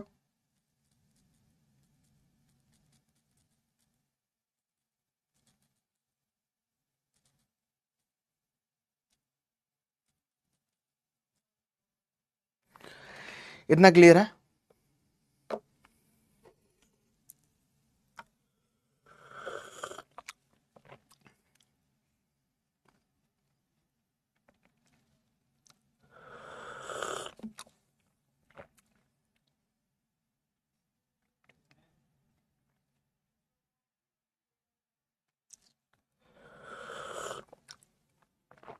जल्दी कराओ सर, याद भी तो करना है, याद नहीं करोगे तो बनेगा नहीं। अब ये प्लांट देख लो यहाँ पे, ठीक है, अब ये प्लांट देख लो, प्लांट में कुछ चीजें हमको देखनी पड़ेंगी। क्या क्या है इसमें? रूट सिस्टम से क्वेश्चन पूछा जाता है। इसमें आपको पहले तो याद रखना कि राइस जो है सिर्फ एक ऐसी क्रॉप है जो कि वाटर लॉक्ड कंडीशन में सर्वाइव कर पाती है, और सभी क्रॉप जो होती है ये वाटर लॉक्ड कंडीशन में नहीं हो पाती है। ठीक है, अच्छा अक्षर का वो है एग्जाम, ठीक है। तो राइस ऐसी सिर्फ एक मात्र क्रॉप है जो कि क्या करती है, राइस जो वाटर लॉग्ड कंडीशन होती है यहाँ पे सर्वाइव कर पाती है। और क्यों सर्वाइव कर पाती है? क्योंकि इसकी जो लीव्स होती हैं इनमें टिश्यूज पाए जाते हैं। कौन कौन से वो टिश्यूज पाए जाते हैं याद रखना, टिश्यूज का जो नाम होता है याद रखना, ये होते हैं एरन काइमेटिक। ठीक है, कौन से? एरन काइमेटिक टिश्यूज पाए जाते हैं, एरन काइमेटिक जो इसमें टिश्यूज हैं ये पाए जाते हैं। इसी वजह से जो राइस आपका है, जो धान है आपका, ये वाटर लॉग्ड कंडीशन में भी सर्वाइव कर पाता है। इसमें आपको दो प्रकार की रूट्स देखने को मिलती हैं। कौन कौन सी? एक आपकी सेमिनल रूट्स होती हैं, ठीक है, एक आपकी सेमिनल रूट्स होती हैं और एक आपकी परमानेंट रूट्स होती हैं, ठीक है, परमानेंट रूट्स आपको देखने को मिलती है, ठीक है, परमानेंट यहां पे लिखा है, परमानेंट रूट्स आपको देखने को मिलती है। ये सेमिनल रूट्स होती है, ये टेम्परेरी रूट्स होती है। क्या होती है? ये टेम्परेरी रूट्स होती है, इनको टेम्परेरी रूट्स भी कहते हैं। फिर आप देख सकते हो कि ये कैसी एक क्रॉप है, ये कैसी क्रॉप है, ये टिलर प्लांट यहाँ पे आपको देखने को मिल जाते हैं, ठीक है। चलिए समझ गए। फिर आप यहां से आपको बता दिया था कि सबसे जो ऊपरी यहां से मान चलो ये इस तरीके से पेनिकल निकला, ये पेनिकल निकला और पेनिकल के जस्ट बगल वाली जो जस्ट ये मान चलो, ये अभी तो इस केस में अगर मान चले हम, ये हमारा जो पेनिकल है, इसको अगर हम पेनिकल मान लें तो फर्स्ट जो लीफ है इसको हम क्या कहेंगे? फ्लैग लीफ कहेंगे। इसको क्या कहेंगे? हम इसको कहेंगे फ्लैग लीफ। फ्लैग लीफ क्या करती है? लगभग 56% ये क्या करती है? फोटोसिंथेसिस का काम करती है। इसका जो पेनिकल होता है, इसका जो इन्फ्लोरेसेंस होता है, इसको क्या कहते हैं? हम उसको पेनिकल कह देते हैं, ठीक है, इसको क्या कहते हैं? पेनिकल कह देते हैं। देख सकते हो उस तरीके से। और इसका जो स्टेम होता है, ठीक है, जो स्टेम होता है राइस को, इसको हम कल्म कहते हैं, ठीक है। राइस का जो स्टेम है इसको कहते हैं हम कल्म। सब कुछ पढ़ेंगे, मशरूम फार्मिंग है सब्जेक्ट में तो देखेंगे, अगर होगा तो पढ़ेंगे वो भी, ठीक है। इसके जो स्टेम होता है इसको हम कल्म कहते हैं। याद रखना, इस कुछ चीजें हैं जो कि इंपॉर्टेंट है। फ्लैग लीफ, कल्म क्या होता है, एनोकाइमेटिक टिश्यू पाए जाते हैं, दो प्रकार की रूट्स हैं, सेमिनल और टेम्परेरी, ठीक है। अच्छा, मैंने आपको कल बताया था कि जो फेजेस होती हैं, ठीक है, फेज जो ग्रोथ फेज होती है, ठीक है, हम यहाँ पे फेज ना लिख के हम ग्रोथ फेज लिख लेते हैं जो ज्यादा सही रहेगा। ग्रोथ क्या हो रहा है आज? जो फेज होती है आपको लगभग क्या मतलब क्लियर ही है, तीन पाई जाती हैं। एक तो आपकी वेजिटेटिव होती है, ठीक है, एक कौन सी होगी? आपकी वेजिटेटिव फेज होती है। दूसरी आपकी रिप्रोडक्टिव फेज होगी, कौन सी? रिप्रोडक्टिव फेज होगी। और तीसरी आपकी यहाँ पे आपको राइपनिंग फेज देखने को मिल जाती है। तो राइस में तीन प्रकार की आपको फेज देखने को मिलेंगी, ग्रोथ फेज, एक आपकी वेजिटेटिव फेज, रिप्रोडक्टिव फेज और राइपनिंग फेज आपको देखने को मिलती है। रूट आपको बता दिया, दो प्रकार की रूट्स यहाँ पे देखने को मिल रही है। क्या नहीं समझ आ रहा है? राइटिंग नहीं समझ आ रही मेरी?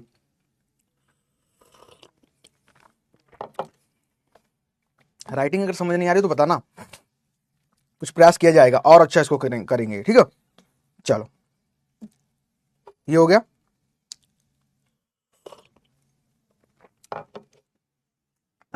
ये वाला ये नहीं समझ आया क्या?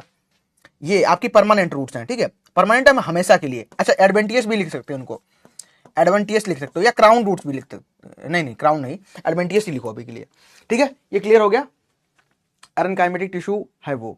अच्छा, ये नहीं समझ आया मेरी राइटिंग। अरे, राइटिंग पे तो मुझे अवार्ड मिले हैं, लेकिन इस बोर्ड पे राइटिंग नहीं आती मेरी। मैं दिखाऊंगा एक दिन आप सभी को, अपने हैंड रिटन नोट्स दिखाऊंगा, तो आप कहना कि बहुत अच्छी राइटिंग है। लेकिन अब क्या बताएंगे, बोर्ड्स टेक्नोलॉजियाँ नहीं आती ना। ये एक तो पेन बहुत बैसा है, इसकी नीब बहुत ज़्यादा ही बड़ी उभरी हुई है, और एक पेन और होता है उससे राइटिंग अच्छी आ जाती है, इससे नहीं आती अच्छी, ठीक है। तो ये एरनकाइमेटिक लिखा है, एरनकाइमेटिक टिश्यू पाए जाते हैं ताकि वाटर कंडीशन जो होती है, वाटर लॉग्ड कंडीशन, वहां पे राइस आराम से सर्वाइव कर लेता है, ग्रो करता है अच्छे से, ठीक है। बता दिया। इसमें ग्रोथ फेज आपको तीन देखने को मिलेंगी, वेजिटेटिव, रिप्रोडक्टिव और ripening.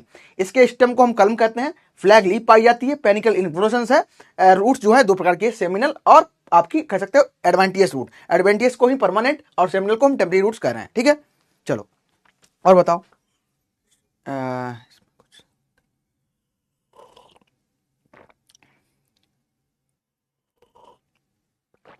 Ripening phase first time सुना है, राइपनिंग फेज फर्स्ट टाइम सुने होगे, हो सकता है। जिंदगी में बहुत सारी चीजें फर्स्ट टाइम होती हैं, बस सीख लो। आज पढ़ रहे हो तो पढ़ लो उसको, ठीक है। वेजिटेटिव फेज होती है आपकी सीडलिंग से टिलरिंग तक की, और रिप्रोडक्टिव होती है जब फ्लावरिंग होता है, और राइपनिंग फेज कब होती है? जब फ्लावरिंग से हार्वेस्टिंग तक का टाइम होता है, लगभग आखिरी के 30 से 32 दिन। ठीक है, चलो आगे बढ़ते हैं। लीफ हो गया आपका, लीफ बता दिया, लीफ के बारे में, राइस के रूट के बारे में पढ़ लिया हमने। सेमिनल रूट्स पाई जाती हैं राइस में। सिस्टम अगर पूछे रूट वाला तो कौन सा होगा बताओ? अच्छा, ये आपका क्या है? फ्रूट टाइप, यहीं से लिख लो, फ्रूट टाइप जो कैसा होगा यहाँ पे बताओ। फ्रूट टाइप कितना, किस सब में बताना पड़ेगा क्या? कैरियोप्सिस होगा, ठीक है। सभी जितने भी सीरियल है किसी में लिखने की जरूरत नहीं, लेकिन लिख लो फ्रूट टाइप कैसा होगा यहाँ पे, कैरियोप्सिस होगा, ठीक है। फ्रूट टाइप कैसा होगा, कैरियोप्सिस होगा। डन। चलो आगे बढ़े, रूट्स पढ़ लिए। अच्छा, रूट सिस्टम पूछ लिया आपसे, अगर पूछ ले रूट सिस्टम कैसा पाया जाता है, फिर आप क्या सेमिनल रूट्स और उनको एडवेंटिशियस रूट थोड़ी ना बताओगे। तब रूट सिस्टम की अगर बात करें तो कहना यहाँ पे फाइब्रस रूट सिस्टम पाया जाता है। कैसा? तो फाइब्रस रूट, ठीक है, फाइब्रस रूट सिस्टम देखने को मिलता है, ठीक है, फाइब्रस रूट पाया जाता है, ठीक है, फाइब्रस रूट्स यहाँ पे आपको देखने को मिलती है। डन, इतना क्लियर हो गया, देख सकते हो इस तरीके से सारी चीजें हैं यहाँ पे। चलो अब आता है हमारा प्रोडक्शन कैरियोप्सिस सभी का, लिख दो फटाफट जो अभी चीज पढ़ाई है लिख दो, मैं इसको आपको एक्सप्लेन करता चलता हूं। अब बात करेंगे हम एरिया और प्रोडक्शन की। एरिया और प्रोडक्शन के नए डाटा आ गए हैं, मतलब नया स्टेट्स आ गया है, जो भी डाटा में चेंजेस हुआ है, ठीक है, डाटा जो भी चेंज हुआ है उसको मैंने यहाँ पे इंक्लूड करके ही आपको प्रोवाइड किया है। तो ये आपका फाइनल है, ठीक, कैसा है, ये फाइनल है, ठीक है, तो ये कैसा है डाटा जो है वो फाइनल है। हम जब बात करेंगे यहाँ पे विश्व की, कि विश्व में सबसे ज्यादा कहां उगाया जाता है, किस कंट्री में इसका प्रोडक्शन सबसे ज्यादा देखने को मिलेगा, उत्पादन सबसे ज्यादा आपको चाइना में, फर्स्ट पे चाइना मिलेगा, ठीक है, उत्पादन में फर्स्ट आपको चाइना है, सेकंड इंडिया है, फिर आपका बांग्लादेश, इंडोनेशिया है, आपको वो याद नहीं करना है। एरिया की अगर बात करेंगे तो एरिया हमारे भारत में सबसे ज्यादा है, दूसरे पे आपको चाइना देखने को मिलता है, ठीक है, लेकिन सबसे जो इंपॉर्टेंट है वो आपके लिए है प्रोडक्टिविटी, यानी कि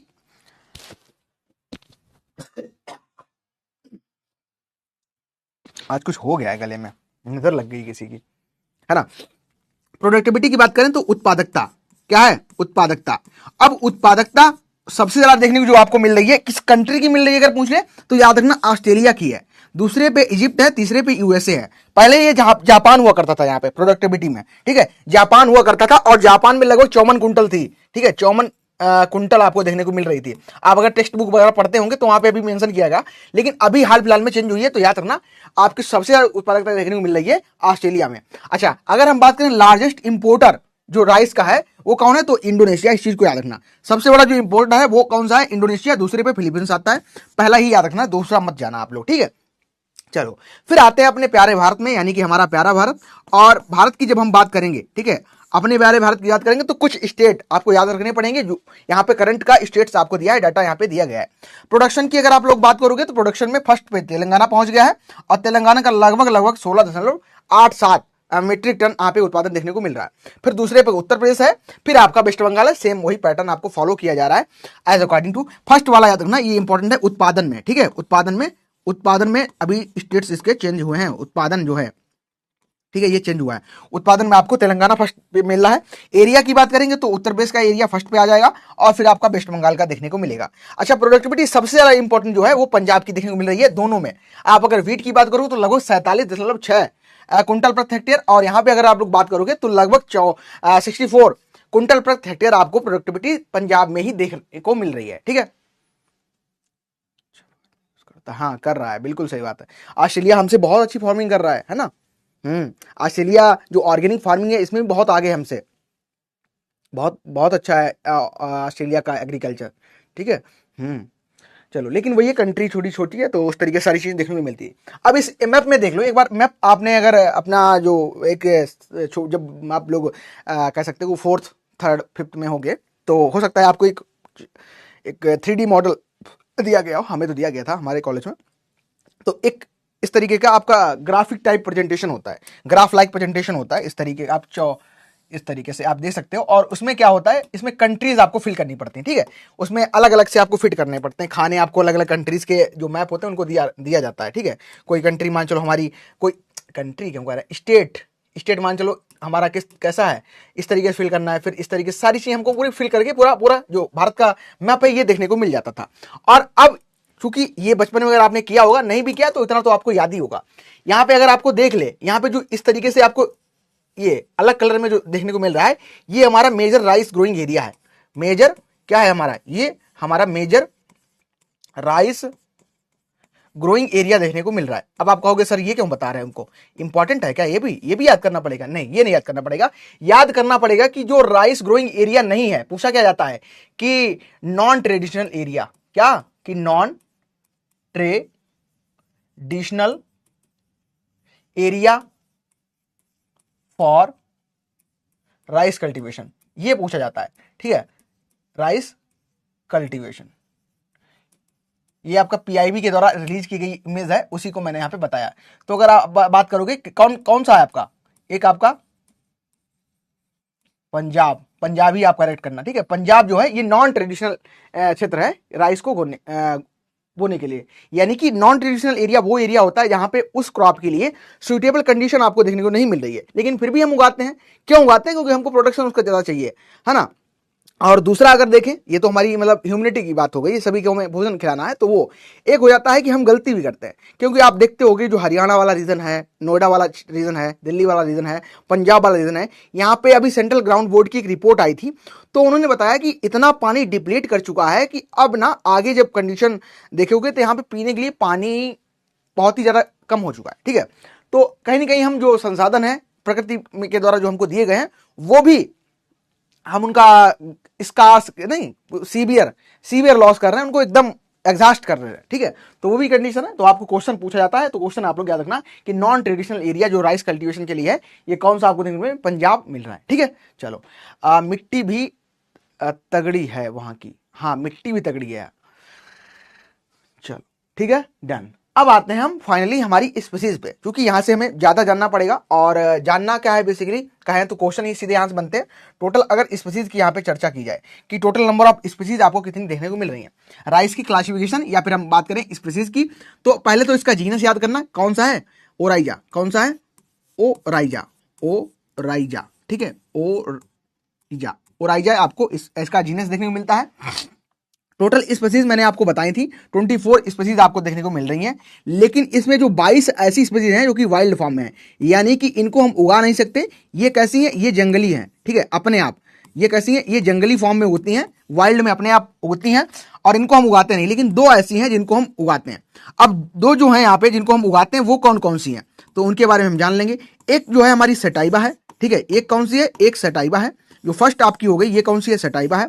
और दूसरी अगर हम लोग बात करें तो दूसरी हमारी हो जाएगी यहाँ पे ग्लेबेरिमा। कौन सी हो जाएगी? ग्लेबेरिमा। ठीक है, ग्लेबेरिमा। ठीक है, ग्लेबेरिमा यहाँ पे देखने को आपको मिल जाएगी। फर्स्ट आपकी कौन सी है? सटाइबा है, दूसरी आपकी ग्लेबेरिमा है। अच्छा, जब हम डिस्कशन करेंगे कि अब यहाँ पे जब सटाइबा और ग्लेबेरिमा को हमने डिवाइड कर दिया, तो इसमें भी आपको क्या है? फिर से क्लासिफिकेशन देखने को मिलता है। ये जो आपको सटाइबा है, इसको हम क्या करते हैं? डिफरेंट कंट्रीज में, या कह सकते हैं 3 प्रकार से फिर से डिवाइड करते हैं। एक तो आपकी इंडिका हो गई। ठीक है, एक कौन सी हो गई? इंडिका। इंडिका को हम क्या है? भारत में उगाते हैं। एक आती है आपकी जवानिका। ठीक है, जवानिका। ठीक है, जवानिका, इसको हम इंडोनेशिया में उगाते हैं। और एक आती है जापोनिका। कौन सी? जापोनिका। ठीक है, जापोनिका, इसको हम जापान में उगाते हैं। ठीक है, इसको हम जापान में उगाते हैं। सभी के फीचर अभी हम डिस्कस करेंगे। अच्छा, जैसे कि यहाँ पे समझ रखे हो कि ओराया सटाइबा एशिया में उगाई जाती है। जितनी भी एशिया कंट्री आपको देखने को मिलती हैं, यहाँ पे इसको ग्रो किया जा रहा है। और दूसरी आती है ओराइजा ग्लेबेरिमा।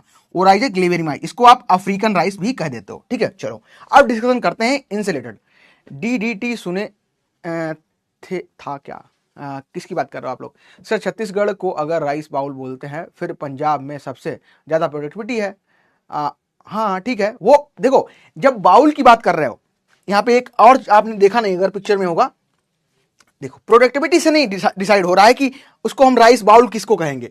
यहां पे देख रहे हो कि 66% जो क्रॉप्ड एरिया है वो राइस कल्टीवेशन के अंतर्गत है। ठीक है, जैसे जीआई टैग दिए जाते हैं, तो ये थोड़ी देखा जाता है उसका प्रोडक्शन कहां हो रहा है। भाई जीआई टैग अगर आपने पढ़ा है तो वहां पे ये थोड़ी देखा जाता है कि मान चलो जैसे लखनऊ है CISH, और दशहरी आम है, पूरा जीआई टैग उसको है।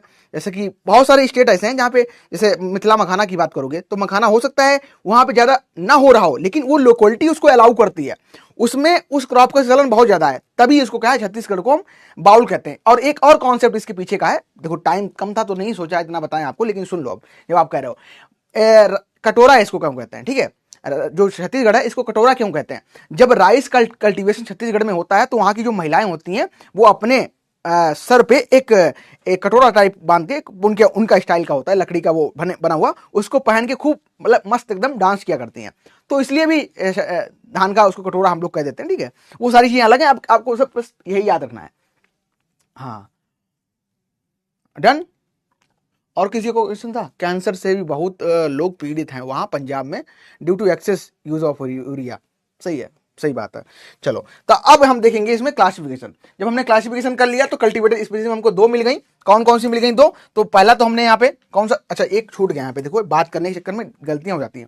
एक क्लासिफिकेशन यहाँ से पूछा गया था कि जो ओराइजा सटाइबा है, ठीक है, ओराइजा सटाइबा में हम बात करेंगे 2 प्रकार की आपको वाइल्ड स्पीसीज भी देखने को मिलती है।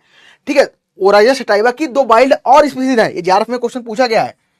ठीक है, JRF में ये क्वेश्चन आया है, बताओ कौन कौन सी ऐसी स्पीसीज हैं जो कि आपको वाइल्ड देखने को मिलती है ओराइजा सटाइवा की हैं। तो ओराइजा जो सटाइवा है इसकी दो वाइल्ड स्पीसीज हैं, एक आपकी ओराइजा निबोरा है, और कहीं ना कहीं हम जब बात करते हैं राइस के डेवलपमेंट की, राइस के हम कह सकते हैं ओरिजिन की, तो ओराइजा निबोरा से ही इसका ओरिजिन माना जाता है कि इसी से जो हमारा कल्टीवेटेड राइस है ये इसका ओरिजिन हुआ है। एक हमारी है ओरिजा रिफुफोजान, और ये पेरेनियल नेचर की है, तो इसका कोई मतलब नहीं बनेगा। पेरेनियल मतलब जो एक से ज्यादा साल में ग्रो करे अपना रिप्रोडक्टिव। और अभी आप कोई क्वेश्चन पूछ रहे थे, हमने राइपनिंग नहीं पढ़ा, ठीक है, राइपनिंग नहीं पढ़ा। अच्छा, जब आप जो क्लासिफिकेशन करते हो ना क्रॉप का कि एनुअल है, बाई एनुअल है या फिर पेरेनियल है, तो आप कैसे पता करते हो? क्या ये एक साल की बात कर रहे हो, एक साल में उगेगी, 2 साल में उगेगी, 3 साल में उगेगी? नहीं, यहां पे हम डिस्कशन करते हैं कि एक साल में क्या वो क्रॉप अपनी रिप्रोडक्टिव और साथ ही साथ वेजिटेटिव फेज दोनों को कंप्लीट कर रही है, तो हमारी एनुअल है। अगर इसी को 2 साल लग जा रहे हैं, 2 साल, ठीक है, ईयर, 2 अगर साल लग जा रहे हैं, तो क्या है, मान चलो एक साल इसने क्या किया, अपना वेजिटेटिव कंप्लीट किया, दूसरे में क्या करा, रिप्रोडक्टिव फेज किया, तो ये हमारी बाइन्यूअल हो गई। और यही अगर 2 से लेके 3 साल में कर रही है तो ये हमारी पेरेनियल हो जाएगी, ठीक है। पेरेनियल हम उगा नहीं रहे हैं, तो पेरेनियल जो है ये ओराइजा रिफुफोजान है जो कि पेरेनियल है, ओराइजा निबोरा है ये एनुअल है, ठीक है। ओराइजा जो निबोरा है ये आपकी एनुअल देखने को मिल रही है, ठीक है। इतना क्लियर हो गया? इतना क्लियर सर? सभी का क्लियर हो गया? हाँ सही है, क्रोमोसोम सही है, वो क्रोमोसोम नहीं याद करना, ठीक है। चलो अब यहां से हमें डिस्कशन क्या करना है। 3 स्पीसीज हैं, ठीक है। ओराइजा सटाइवा आपकी एशियन बताया था अभी आपको, एशियन राइस है, क्रोमोसोम 24 देखने को मिल रहे हैं। ओराइजा निबोरा जो है, ठीक है, हम बात करेंगे, it is originated from the Oryza nivara, ठीक है। ओराइजा निबोरा आपकी कैसी एनुअल है, और ओराइजा रिफुफोजान ये आपकी पेरेनियल देखने को मिल रही है, ठीक है। अच्छा, इंडिया जो इंडिका है ये आपकी इंडिया भारत में उगाई जा रही है, आपकी जापोनिका है ये जापान में उगाई जा रही है, और जबानिका है ये आपकी, इसको हम बालू राइस भी कहते हैं। क्या कहते हैं इसको? हम कहते हैं बालू राइस, ठीक है। क्या कहते हैं? बालू राइस, ठीक है, इसको हम बालू राइस कहते हैं। और इसको हम उगाते कहाँ हैं, तो याद रखना इसको कहाँ उगाते हैं, इंडोनेशिया में हम इसको उगाते हैं, ठीक है। यहाँ पे आप डिफरेंस भी देख रहे होगे, इसके ग्रेन में भी डिफरेंस आपको देखने को मिल रहा है। ये जो जापोनिका राइस है इसको हम चीको राइस या फिर ब्राउन राइस भी हम मेनली इसको यूज करते हैं टर्म, ठीक है। यहाँ पे देख रहे हो जापोनिका है, ठीक है, इसको हम ब्लोड राइस भी कहते हैं, ठीक है। वो याद नहीं करना, आपको सिर्फ पिक्चर देखना है। यहाँ पे कैसा आपको राइस देखने को मिला, इंडिका देख रहे हो, एकदम आपके पसंदीदा चावल है ना, पसंदीदा चावल, संडे स्पेशल चावल है ना। मेस में अगर आप लोग यूनिवर्सिटी में होंगे तो ज्यादा कोरिलेट कर रहे होंगे। संडे स्पेशल आपकी पूरी जो पूरे वीक की थकान होती है वो संडे स्पेशल कहीं ना कहीं खत्म कर देता है ना। और लड़कों का तो स्पेशल यही रहता है। हमारे यूनिवर्सिटी में तो लाइन लगती थी संडे को, है ना, लाइन लगती थी, लाइन पूरा। और संडे स्पेशल के लिए हम लोग वेट करते थे कि संडे स्पेशल आ रहा है ना। चलो वो सारी चीजें मिस करते हैं कहीं ना कहीं, लेकिन देख लो आपके लिए जो इंपॉर्टेंट है वो आपको ये इन्फॉर्मेशन इंपॉर्टेंट है ना। चलो सर, हमारे यहाँ संबलपुरी सारी जीआई, अच्छा संबलपुरी जीआई टैग, भूख लगी है तुम लोग ना कुछ बात करो तो तुम्हें भूख लग जाती है, कुछ डिस्कस करो तो तुम्हें वो चीज खाने का मन हो जाता है। तो ये फीलिंग्स को थोड़ा कंट्रोल में रखो, इमोशंस को काम आएंगे। इमोशन वहां व्यक्त करो ना, इमोशन की जो आपको कहते नहीं यहाँ व्यक्त करने चाहिए। यहाँ क्या ही भूख लग जाएगी तो कहाँ खाना मिल रहा है, ऑनलाइन क्लास चल रही है। ऑफलाइन होते तो फिर होती व्यवस्था है, कुछ ना कुछ समोसा मिल जाता है आपको, है ना। ऑफलाइन क्लास में तो मेरी होता है मोस्टली यही सब। चलो बात कर रहे हैं कैरेक्टर्स की, तो कैरेक्टर्स हम इन 3 के बीच समझेंगे। इंडिका राइस, ठीक है, ये आपकी कौन सी है, इंडिका राइस। इंडिका राइस की अगर हम चर्चा कर रहे हैं, इंडिका राइस की अगर हम चर्चा कर रहे हैं, तो इंडिका राइस को बेसिकली आप लोग बताओ कहाँ ग्रो करोगे इंडिका को, तो इंडिका को कहाँ ग्रो कर रहे हो, भारत में, ठीक है। ये कह सकते हो कि ये भारतीय धान है हमारा, कैसा है, ये हमारा भारतीय धान है, ठीक है। इंडिका है ये भारतीय धान है, भारत में इसको ग्रो किया जाता है। जापोनिका ये आपका जापान वाला है, ठीक है, जापान वाला है, जापान में इसको हम मोस्टली ग्रो करते हैं। और फिर आता है आपका जवानिका, यानी कि ये आपका इंडोनेशिया, ठीक है। कहाँ है, इसको हम ग्रो करते हैं इंडोनेशिया में, इसको हम ग्रो करते हैं। कहाँ, इसको हम इंडोनेशिया में ग्रो करते हैं। और जंगली है, ठीक है, कैसा है, जंगली है।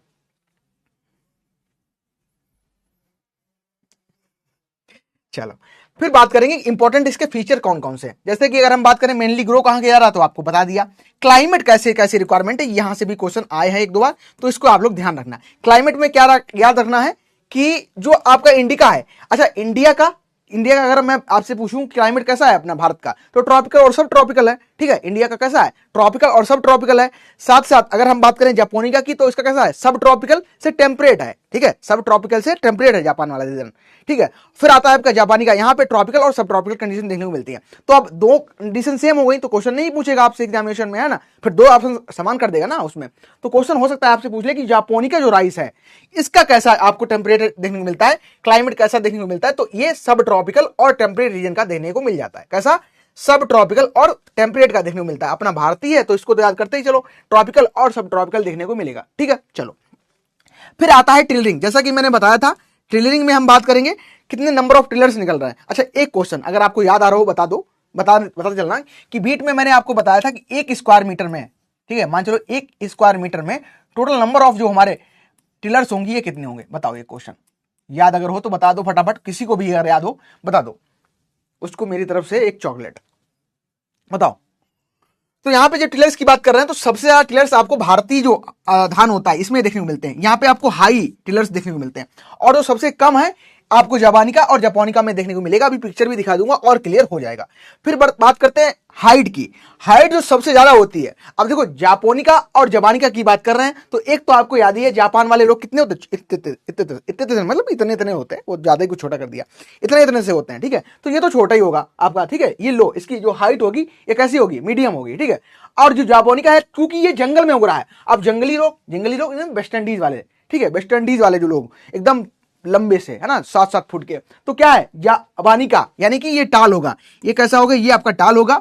और भारत वाला भी आपको टॉल ही देखने को मिलता है, लेकिन ज्यादा टॉल नहीं, सबसे बड़ा यही आपका होता है जापानिका वाला, जंगली वाला। फिर आता है लॉजिंग। लॉजिंग मतलब गिरना, ठीक है, गिरता है, हो सकता है हवा के द्वारा गिरे, हो सकता है ये कह सकते हैं कि पानी, क्योंकि पानी के लिए सेंसिटिव नहीं है। पानी तो पूरी इसकी क्रॉप सीजन जब भी हम उगाते हैं तो भरा रहता है, ठीक है, वाटर लॉग कंडीशन में ही ग्रो करते हैं, तो वाटर से नहीं गिरेगा। लेकिन लॉजिंग हो सकती है, वो विंड के थ्रू हो सकती है। तो लॉजिंग के लिए ये आपको यहाँ पे जो भारतीय देखने को मिलता है धान, इसमें आपको लॉजिंग देखने को मिल जाती है। देखते हुए बहुत ज्यादा परेशानी भी होती है जो राइस ग्रोइंग एरिया है। अगर यहाँ पे बारिश के साथ साथ तेज हवाएं चल जाती हैं तो नुकसान बहुत ज्यादा होता है, एकदम पूरा पलट जाता है धान, ठीक है, पूरा बिछ जाता है। तो फिर जब थ्रेसिंग इसी करते हैं कंबाइन वगैरह से चल ही नहीं पाती, तो बहुत दिक्कतें आती है, ठीक है। तो याद रखना ये आपका इजिली यहाँ पे आपको लॉजिंग देखने को मिलेगी। ये आपका ससेप्टेबल देखने को मिलता है, ठीक है, सेंसिटिव देखने को मिल जाता है। इस चीज को आप लोग याद रख सकते हो, ठीक है, सेंसिटिव आपका देखने को मिलता है। ये भाई जापानिका है, अब छोटा ही है, कोई छोटा ही क्या ही गिरेगा। अब मान चलो कोई छोटा है, इतना एक इंसान है, इसकी हाइट ही अगर 3 फीट की है, जब 3 फीट की हाइट है तो चाहे वो गिरा हो चाहे वो पड़ा हो, है ना, खड़ा होगा तभी वो सेम ही दिखेगा, गिरेगा तब भी, तो क्या ही उसमें गिरना, तो गिरेगी नहीं है। या आपका इजिली नहीं गिरता है, सेम वही, वो जंगली है भाई, वो तो गिरेगा ही नहीं, है ना। जंगली लोग तो अपनी बातों पर अलग रहते हैं। फिर आता है फोटो पीरियड, ये सबसे इंपॉर्टेंट, जो इंपॉर्टेंट है वो मैं हाईलाइट कर दे रहा हूं, स्टार बना दे रहा हूं, ठीक है। फोटो पीरियड का मतलब है कि लाइट के लिए कैसा रिस्पांस मिल रहा है। अब जब आगे मैं पढ़ाऊंगा आपको इसकी राइपनिंग फेज की बात करूंगा, तो राइपनिंग फेज में अगर 23 डिग्री तापमान से थोड़ा भी 23 से अगर 22 भी हो जाए या 24 तक हो जाए, तो उसमें जो पॉलन होते हैं, पॉलन स्टराइल हो जाते हैं, पॉलन फर्टिलाइज नहीं हो पाते हैं, तो कहीं ना कहीं हमको यील्ड इसकी कम देखने को मिलती है।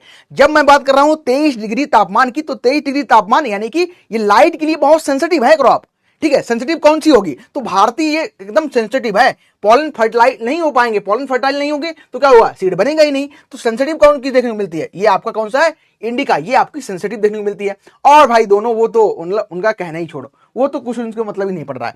फिर आता है कूल टेम्परेचर, तो कूल टेम्परेचर बिल्कुल यहाँ पे मैंने बोला, अब याद रखना आप पॉलन से रिलेटेड, ठीक है, कॉन्सेप्ट बिल्ड करो, आपस में कनेक्ट करो चीजों को। तो जब ये भाई सेंसिटिव है तो क्या होगा, ये कूल टेम्परेचर के लिए भी, टेम्परेचर जब घट बढ़ रहा है तभी तो फोटो पीरियड रिस्पॉन्स देखने को मिल रहा है।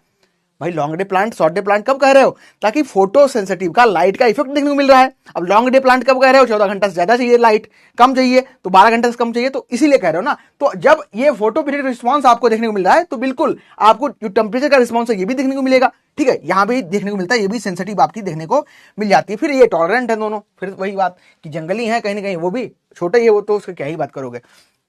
फिर आता है ग्रेन टाइप। ग्रेन टाइप में आप बात करोगे तो लॉन्ग और मीडियम यहाँ पे देखने को मिलते हैं, ठीक है, लॉन्ग मीडियम, जापानिका छोटा, बहुत ही छोटा, शॉर्ट देखने को मिलेगा, और ये लार्ज और बोल्ड, ठीक है, लार्ज और बोल्ड जापानिका, ठीक है, यानी कि जंगली आदमी तो खा खा के तंदुरुस्त हो रखा है, लार्ज और बोल्ड हो रखा है। इतना क्लियर हो गया, बताओ इस स्लाइड से कोई कंफ्यूजन किसी प्रकार का। जापानिका में ज्यादा लॉजिंग होना चाहिए, है सर वो ज्यादा लंबा है। जबानी का आप जो कह रहे हो पॉइंट, वो भी मुझे तो लग रहा है ना सही चीज लग रही है, लेकिन जब हम कहीं ना कहीं बात कर रहे हैं कि हम ग्रो किसको कर रहे हैं, ठीक है, जैसे मान चलो मैं कहूं कि मुझे पढ़ाना बहुत अच्छा लगता है, ठीक है, तो मैं कहूं कि मुझे पढ़ाना किसको अच्छा लगता है, एग्रीकल्चर वाले स्टूडेंट्स को, ठीक है, क्योंकि वो हमारे फील्ड से हैं, वो हम उनको कनेक्ट करेंगे अच्छे से, हमें पता है क्या वो उन पे बीत रही है, क्या उनको सोर्स नहीं मिल पा रहा है, कैसे अच्छे से पढ़ा सकते हैं। अगर हम कहें हमें पढ़ाना अच्छा लगता है, हम कहें एसएससी वालों को, तो कहीं ना कहीं सेंस बनाएगा नहीं बनाएगा। तो उसी प्रकार से हम ग्रो किसको कर रहे हैं, तो उस सेंस में अगर हम बात कर रहे हैं तो बिल्कुल करेक्ट हमारा यही रहेगा। लेकिन तुमने जब बोला है, तुमने ओवरऑल कंसिडर कर लिया है, तो वो भी तुम्हारी भी बात बिल्कुल सही है यहाँ पे, ठीक है। चलिए इस तरीके से याद करना, इसमें सारी चीज दी गई है, टेक्स्ट बुक हमारी है, ठीक है, उनसे मैंने सारी चीजें यहाँ पे फिलअप की हैं, और यहां से जो जो मैंने हाईलाइट किए स्टार, यहां से क्वेश्चन आए हैं, चाहो तो प्रूफ ले लेना, प्रूफ भी मैं दे दूंगा, ऐसा ऐसा कोई प्रॉब्लम है नहीं, ठीक है। और जब भी मैं कोई पढ़ाता हूँ, कुछ भी आपको बताता हूँ, इन द सेंस मैं पढ़ाना नहीं कहता, मैं बताना कहता हूँ, शेयर करना, क्योंकि आप यहाँ पे कम्युनिकेशन जो हो रहा है, this is a 2 way communication, है ना। और 2 वे में भी, अच्छा एक्सटेंशन तुम लोग बड़े हो तो बताना कोई लोग मेरे से, 2 वे कम्युनिकेशन में भी 2 प्रकार का होता है, एक होता है हॉरिजॉन्टल, एक होता है वर्टिकल, एक होता है हॉरिजॉन्टल, एक होता है वर्टिकल।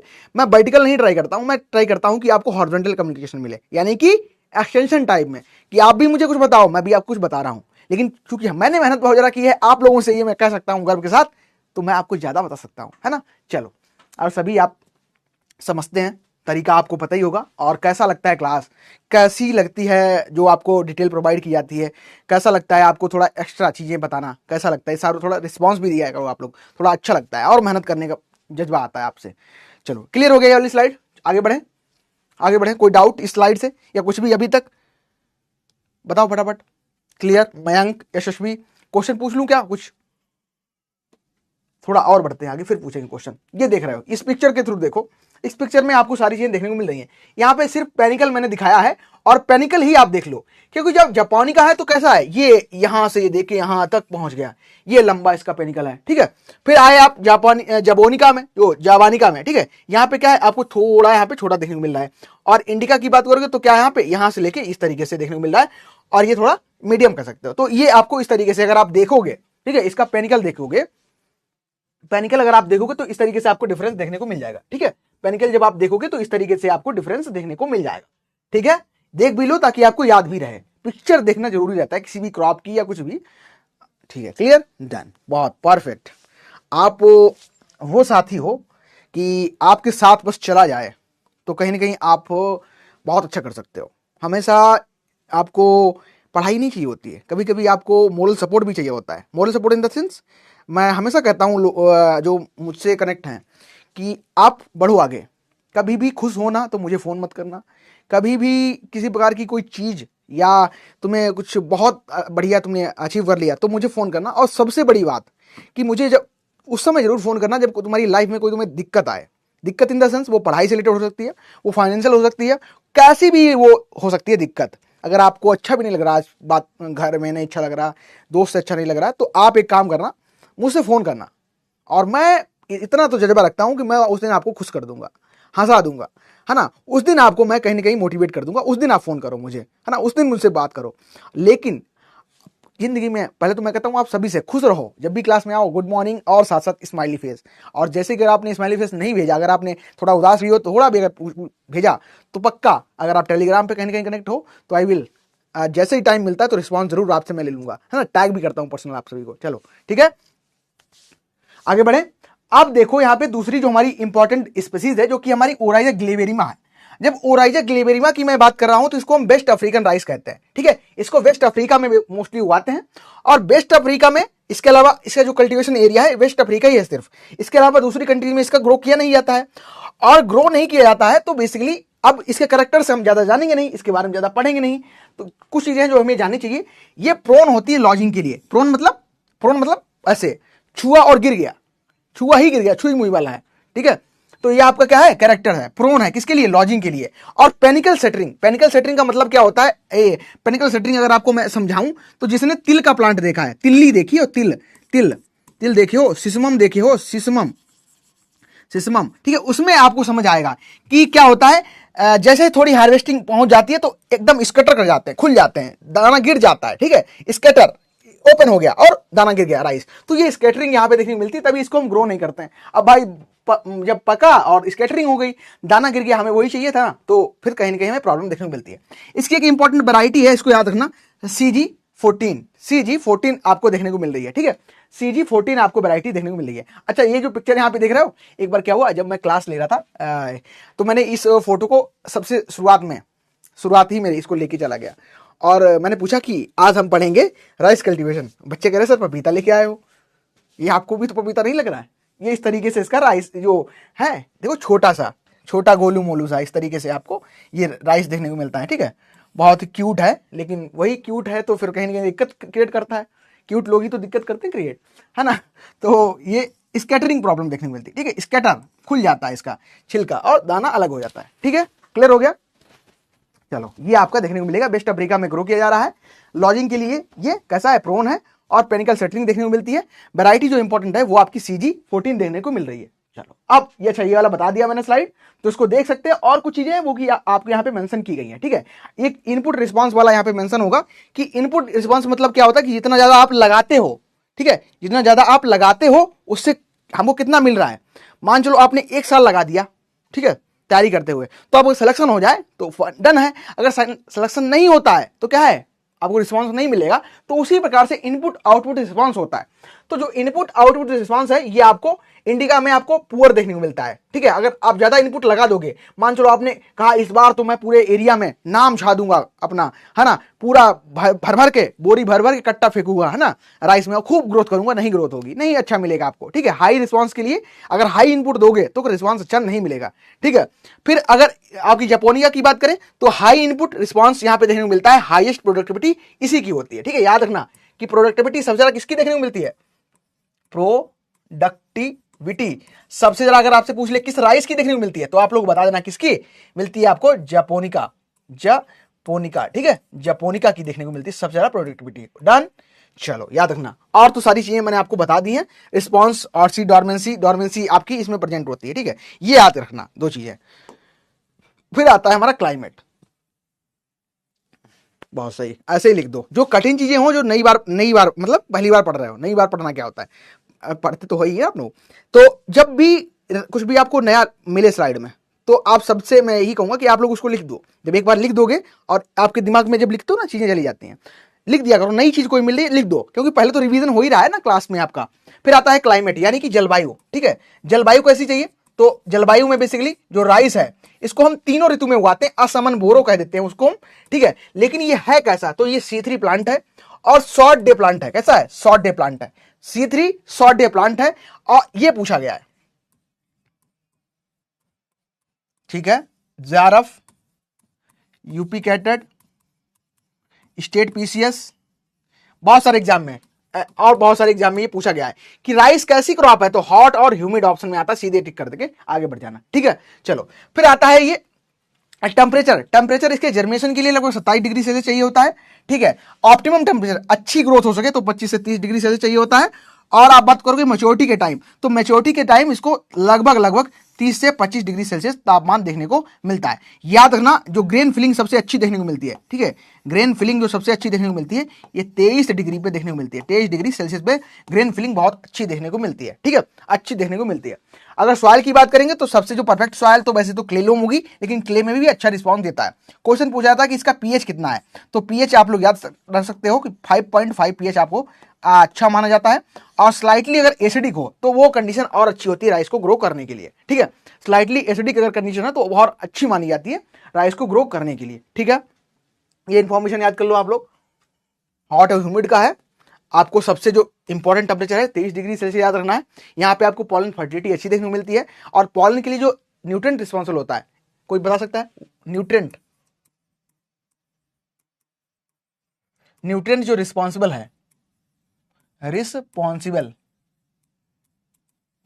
कौन सा होता है बताओ, पॉलन के लिए ये बात कर रहा हूं मैं, पॉलन के लिए पॉलन फर्टिलिटी के लिए कौन सा जो न्यूट्रिएंट है वो रिस्पॉन्सिबल होता है, ठीक है। यहाँ पे आप देख सकते हो, ठीक है। राइस को ग्रो किया जा रहा है, सॉइल के बारे में बता दिया। अब आते हैं हम इसकी सीड रेट पे, ठीक है।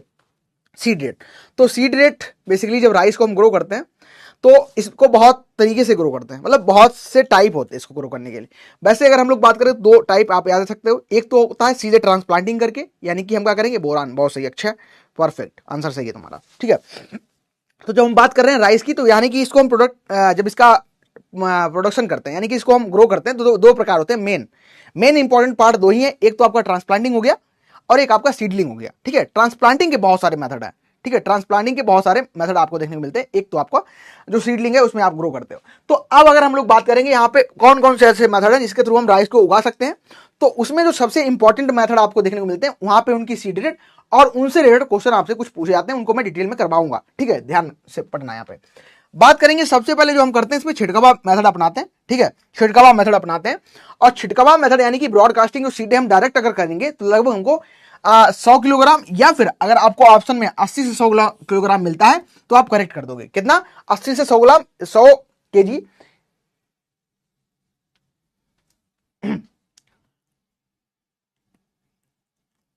गले में कुछ हो रखा है आज।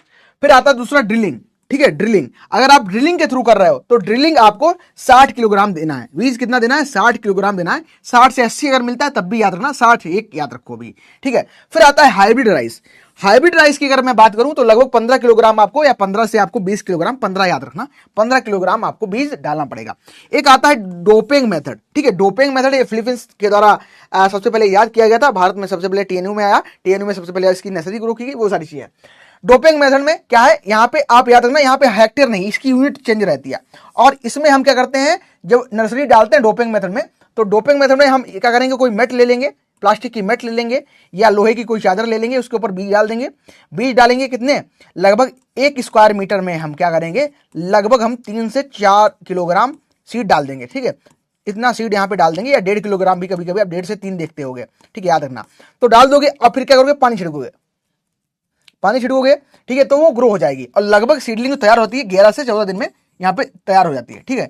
11 से 14 दिन लगते हैं इसको तैयार होने में। डोपिंग मेथड में आप इतना देते हो, याद रखना। इसमें यूनिट हेक्टेयर में नहीं करते हैं, इसको हम मीटर, स्क्वायर मीटर में करते हैं, ठीक है। चलो, फिर आता है आपकी श्री मेथड। ये आपका मेथड है पूरा, इसमें हम ग्रो ही करते हैं। ये कोई कह सकते हो कि आप ट्रांसप्लांटिंग का मेथड नहीं है, एक पूरा मेथड भी है, लेकिन याद रखो जो सिस्टम ऑफ राइस इंटेंसिफिकेशन है, क्या है ये सारा ही मेथड क्या है, सिस्टम ऑफ राइस इंटेंसिफिकेशन। क्या है? सिस्टम ऑफ राइस इंटेंसिफिकेशन, ठीक है, सिस्टम ऑफ राइस इंटेंसिफिकेशन। एक साइंटिस्ट थे हेनरी डू लुनेनिन। क्या था? Henri de Laulanie. ड्रिलिंग और डिबलिंग बता रहा हूं अभी। तो एक साइंटिस्ट है हेनरी डू लुनेनिन, बोलो, हेनरी डू लुनेनिन। उन्होंने 1880-1883 के बीच में ये मेथड सबसे पहली बार इजाद किया था। और इन्होंने कहा था कि जब हम एक प्लांट को, हर एक प्लांट की बात कर रहा हूं, हर एक पार्टिकुलर प्लांट की हम देख रेख करते हैं, उसको हम इनपुट देते हैं अच्छे खासे, तो वो रिस्पांस हमको ज्यादा करता है। अगर ऐसे आप बात करो कि लगभग 3 से 4 टन हमको देखने को मिलता है पर हेक्टेयर के हिसाब से राइस। अगर आप सिस्टम ऑफ राइस इंटेंसिफिकेशन अगर लगा रहे हो तो लगभग 6 से 7 टन आपको देखने को मिलता है पर हेक्टेयर इसका यील्ड, ठीक है। यानी कि इसमें यील्ड है वो बढ़ जाती है, पूरा डिटेल में कवर करेंगे। तो इसमें आपको सिस्टम ऑफ राइस इंटेंसिफिकेशन में 5 किलोग्राम, मोटा मोटा याद रखो, 5 ही आपसे पूछा जाता है, 5 किलोग्राम हम लोग यहाँ पे सीड देते हैं, ठीक है। चलो, फिर आता है आपका एक एरोबिक राइस सिस्टम, ठीक है। एरोबिक राइस सिस्टम में लगभग 30 से 35 किलोग्राम हम लोग देते हैं। दूसरा आता है हमारा ट्रांसप्लांटेड, ट्रांसप्लांटिंग। और ट्रांसप्लांटिंग में भी बासमती अगर ग्रो कर रहे हो तो लगभग 35 से 40 पे जाना पड़ेगा, आपको 40 तक देना पड़ेगा किलोग्राम प्रति हेक्टेयर। फिर आता है आपका ड्रम कल्चर, ये इंपॉर्टेंट है, अभी हाल फिलहाल में इजाद किया गया है ड्रम सीडर। डबल सीडलिंग भी पूछा गया था, ठीक है, JRF 2023 में ड्रम डबल सीडलिंग से पूछा गया है। और याद रखना कि ड्रम सीडर है, पूछा जाए कि ड्रम सीडर किसमें इस्तेमाल किया जाता है सीडलिंग के लिए, तो यार राइस में कितना सीड डालते हैं, तो लगभग हम क्या है 30 से 40 किलोग्राम यहाँ पे यूज करते हैं, ठीक है। इतना क्लियर हो गया। अब हमारा क्वेश्चन था कि ड्रिलिंग आप बता रहे हो, एक आप बता रहे हो, एक डिबलिंग बता रहे हो, ठीक है। दोनों में कंफ्यूजन कि मतलब क्या है दोनों चीजें, ठीक है, बता रहा हूं।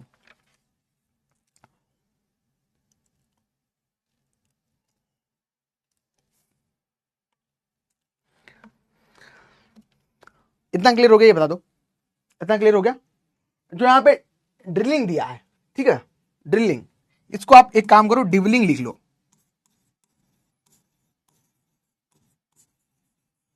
एक डिबलर होता है, यंत्र होता है, इसमें 27 खूंटी पाई जाती है। कितनी? 27 इसमें खूंटी होती है। और इसको हम रिसर्च फील्ड में यूज करते हैं। ठीक है, इस मेथड से जो राइस लगाते हैं वो रिसर्च फील्ड में हम लोग लगाते हैं। आप एमएससी करोगे, आगे पीएचडी करोगे, तो वहां पे क्या होगा, राइस की कोई नई वेराइटी आपको दी जाएगी या कोई भी क्रॉप होगी उसकी नई वेराइटी दी जाएगी, उस पर आपको थीसिस, उस पर आपको क्या करना पड़ेगा, ट्रायल लगाना पड़ेगा और फिर आपको थीसिस लिखनी पड़ेगी।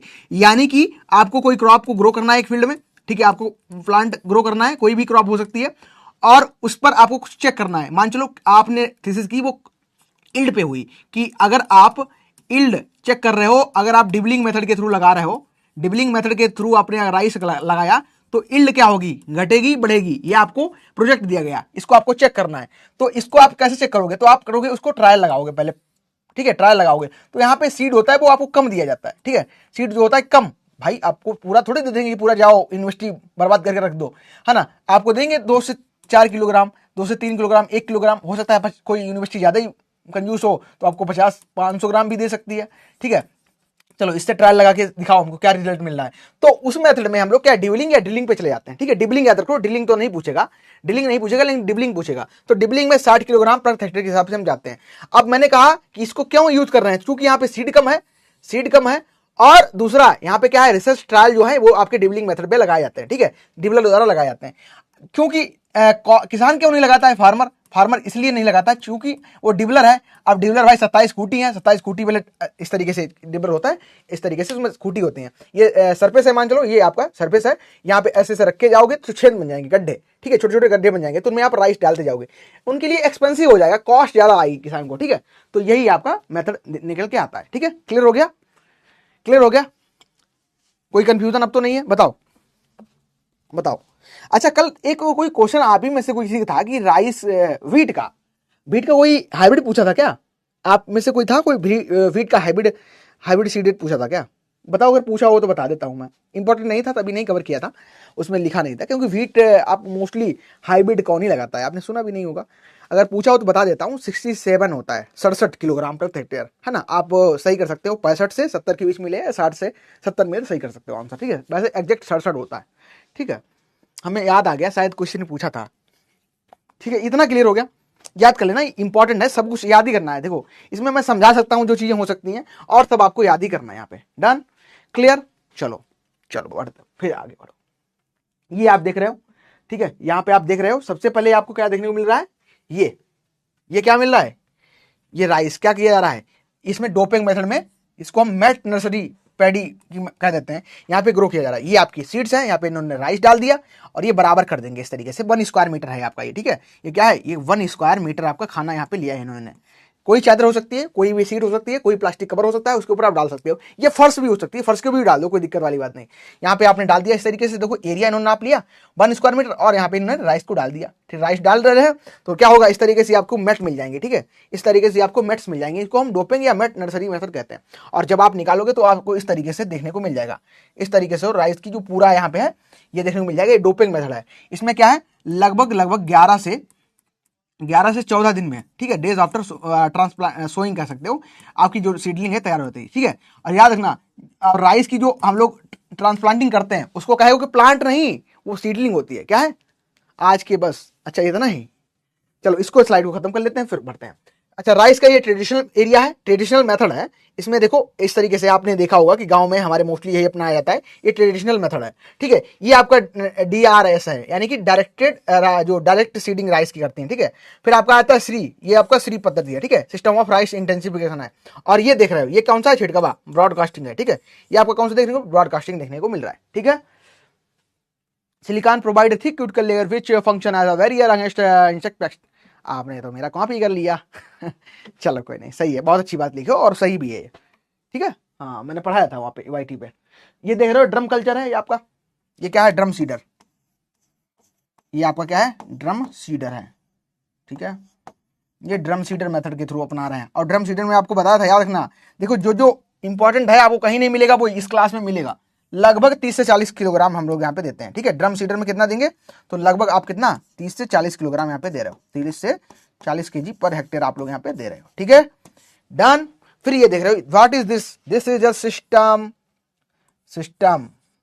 ठीक है, ऑफ राइस इंटेंसिफिकेशन। क्या है, इंटेंसिफिकेशन कर रहे हो, आप भी इंटेंसिफिकेशन करो अपनी पढ़ाई में। ठीक है, इंटेंसिफिकेशन, इंटेंसिफाई, एकदम लग जाओ। ठीक है, छोड़ दिया, रुक जाओ भाई, रुक जाओ। 24 अभी 6 मिनट हैं सर, 11 बजे से क्लास है और रोया कौन? रोना तो है ही नहीं जिंदगी में, है ना। बस ठीक है, इतना ही करवाते हैं आज, यहां तक हम लोग चलेंगे। और बता दो एक बार कैसा लगा क्लास, सारी चीजें क्लियर हो गई? कोई डाउट किसी का तो नहीं है? अब बताओ, डाउट हो तो पूछ लो, अभी तक जो पढ़ा है उससे डाउट पूछ लो।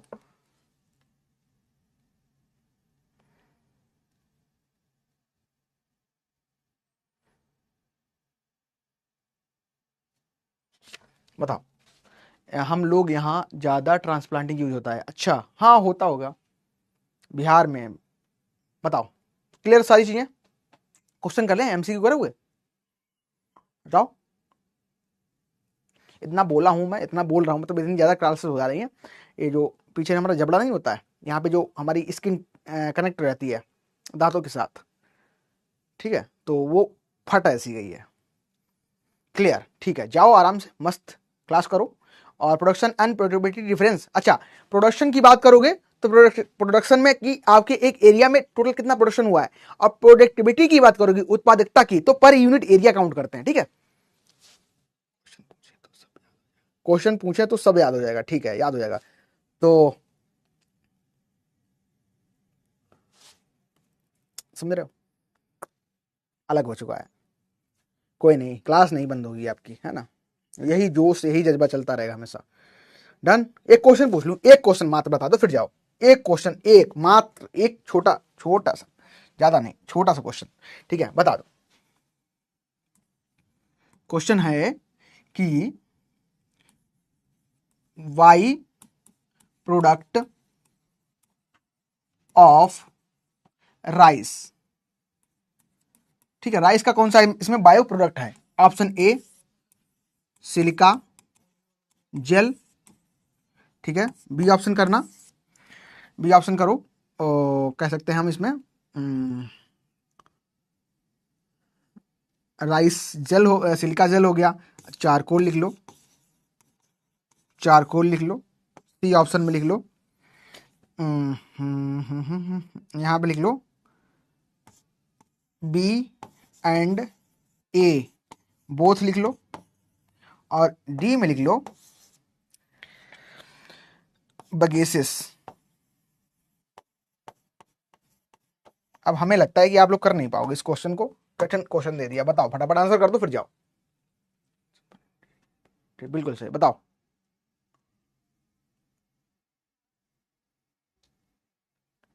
क्वेश्चन एमसीक्यू करिए, चलो बताओ फटाफट बताओ, आंसर करो फटाफट, चल रहा है आपके पास टाइमर, बताओ करेक्ट आंसर क्या होगा इसका।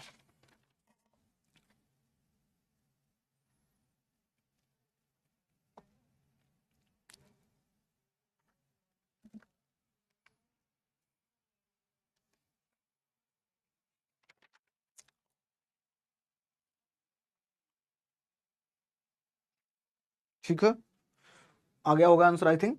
और आंसर अगर हम देखें तो सी आंसर हमारा करेक्ट होगा। ले ये ले, ये 5%, 5% और 10%, कौन है ये लोग? 10% वाले कहां चले गए? सबका सही था, ये पता नहीं कौन से लोग हैं, है ना, गलत कर लिया। तुम्हारे लिए एक और क्वेश्चन, अब तो तुमने गलत किया, रुक जाओ, बताओ। अब अगर ये क्वेश्चन गलत किया, ये बताओ, मीथेन, अब बहुत ज्यादा ही लेवल जाना पड़ेगा, इज इमिटेड, इमिटेड फ्रॉम, कहां से मेथेन निकलती है, किससे? ऑप्शन आपका है व्हीट, मेज, इतना अच्छा समझाया फिर भी कचड़ा कर दिया तुमने। डी लिखो, ऑल ऑफ दीज। चलो आखिरी क्वेश्चन करके जाओ, ये गलत कर दिया ना तो बहुत गलत हो जाएगा तुम्हारे साथ। बताओ, मीथेन जो गैस है किस किस क्रॉप से निकाली जाती है, किस फील्ड से इमिट होती है? हाँ, वो आखिरी में ये लिखा था, वो गलत था, वो कहां से निकल रहा है? बगेसेस, शुगर केन से निकल रहा है, बताए थे। डी में जो लिखा है उसका क्या मतलब होता है वो पढ़ेंगे हम लोग शुगर केन में, गन्ने में, ईख में, ईख, प्योर हिंदी लो, ईख, है ना। हाँ, C4 methane house green house gas है, बहुत सही। देखो अक्षर लिख भी दिया है, कहाँ से है, वैसी है, ग्रीन हाउस गैस है, ठीक है। CH4 ग्रीन हाउस गैस है, राइस से निकलती है। अब बताओ, गलत करो आप लोग। अगर 100% पोल नहीं दिखा तो बहुत गलत हो जाएगा। चलो करें, टिक करते हैं आंसर को। आंसर हमारा होगा यहाँ पे ऑल ऑफ दीज आंसर सही, और ऑल ऑफ दीज हम लगाएंगे। किसने लगाया, किसने लगाया, ऑल ऑफ दीज लगायो मैं बोल रहा था और सच में ऑल ऑफ दीज लगा दिया किसी ने, कि सब में से मेथेन निकल रही है। बताओ, व्हीट में आपने मेथेन निकलती देखी है, व्हीट में मेथेन निकलते देखे हो, किसके यहां मेथेन निकलती है व्हीट में। राइस में तो सबने पढ़ा हो कि मेथेन जो गैस है ये इमिट होती है कहां से, तो राइस में इमिट होती है, राइस के फील्ड से, क्योंकि वाटर लॉक कंडीशन यहां पे है। मेज में कहां होती है, जल्दी में गलत ऑप्शन कर दिया, जल्दी कर लो तुम पहले, है ना। चलो सभी का सही था 81%। ये मुझे नहीं समझ आता डी ऑप्शन में क्यों ऑल ऑफ दीज में जाने तुम्हें होता है। चलो ठीक है, thank you for watching, have a nice day, enjoy करिए, पढ़ते रहिए, खुश रहिए, ठीक है, खुश रहिए, खुश, बाय बाय, टाटा, हेलो, जाओ क्लास करो जाके।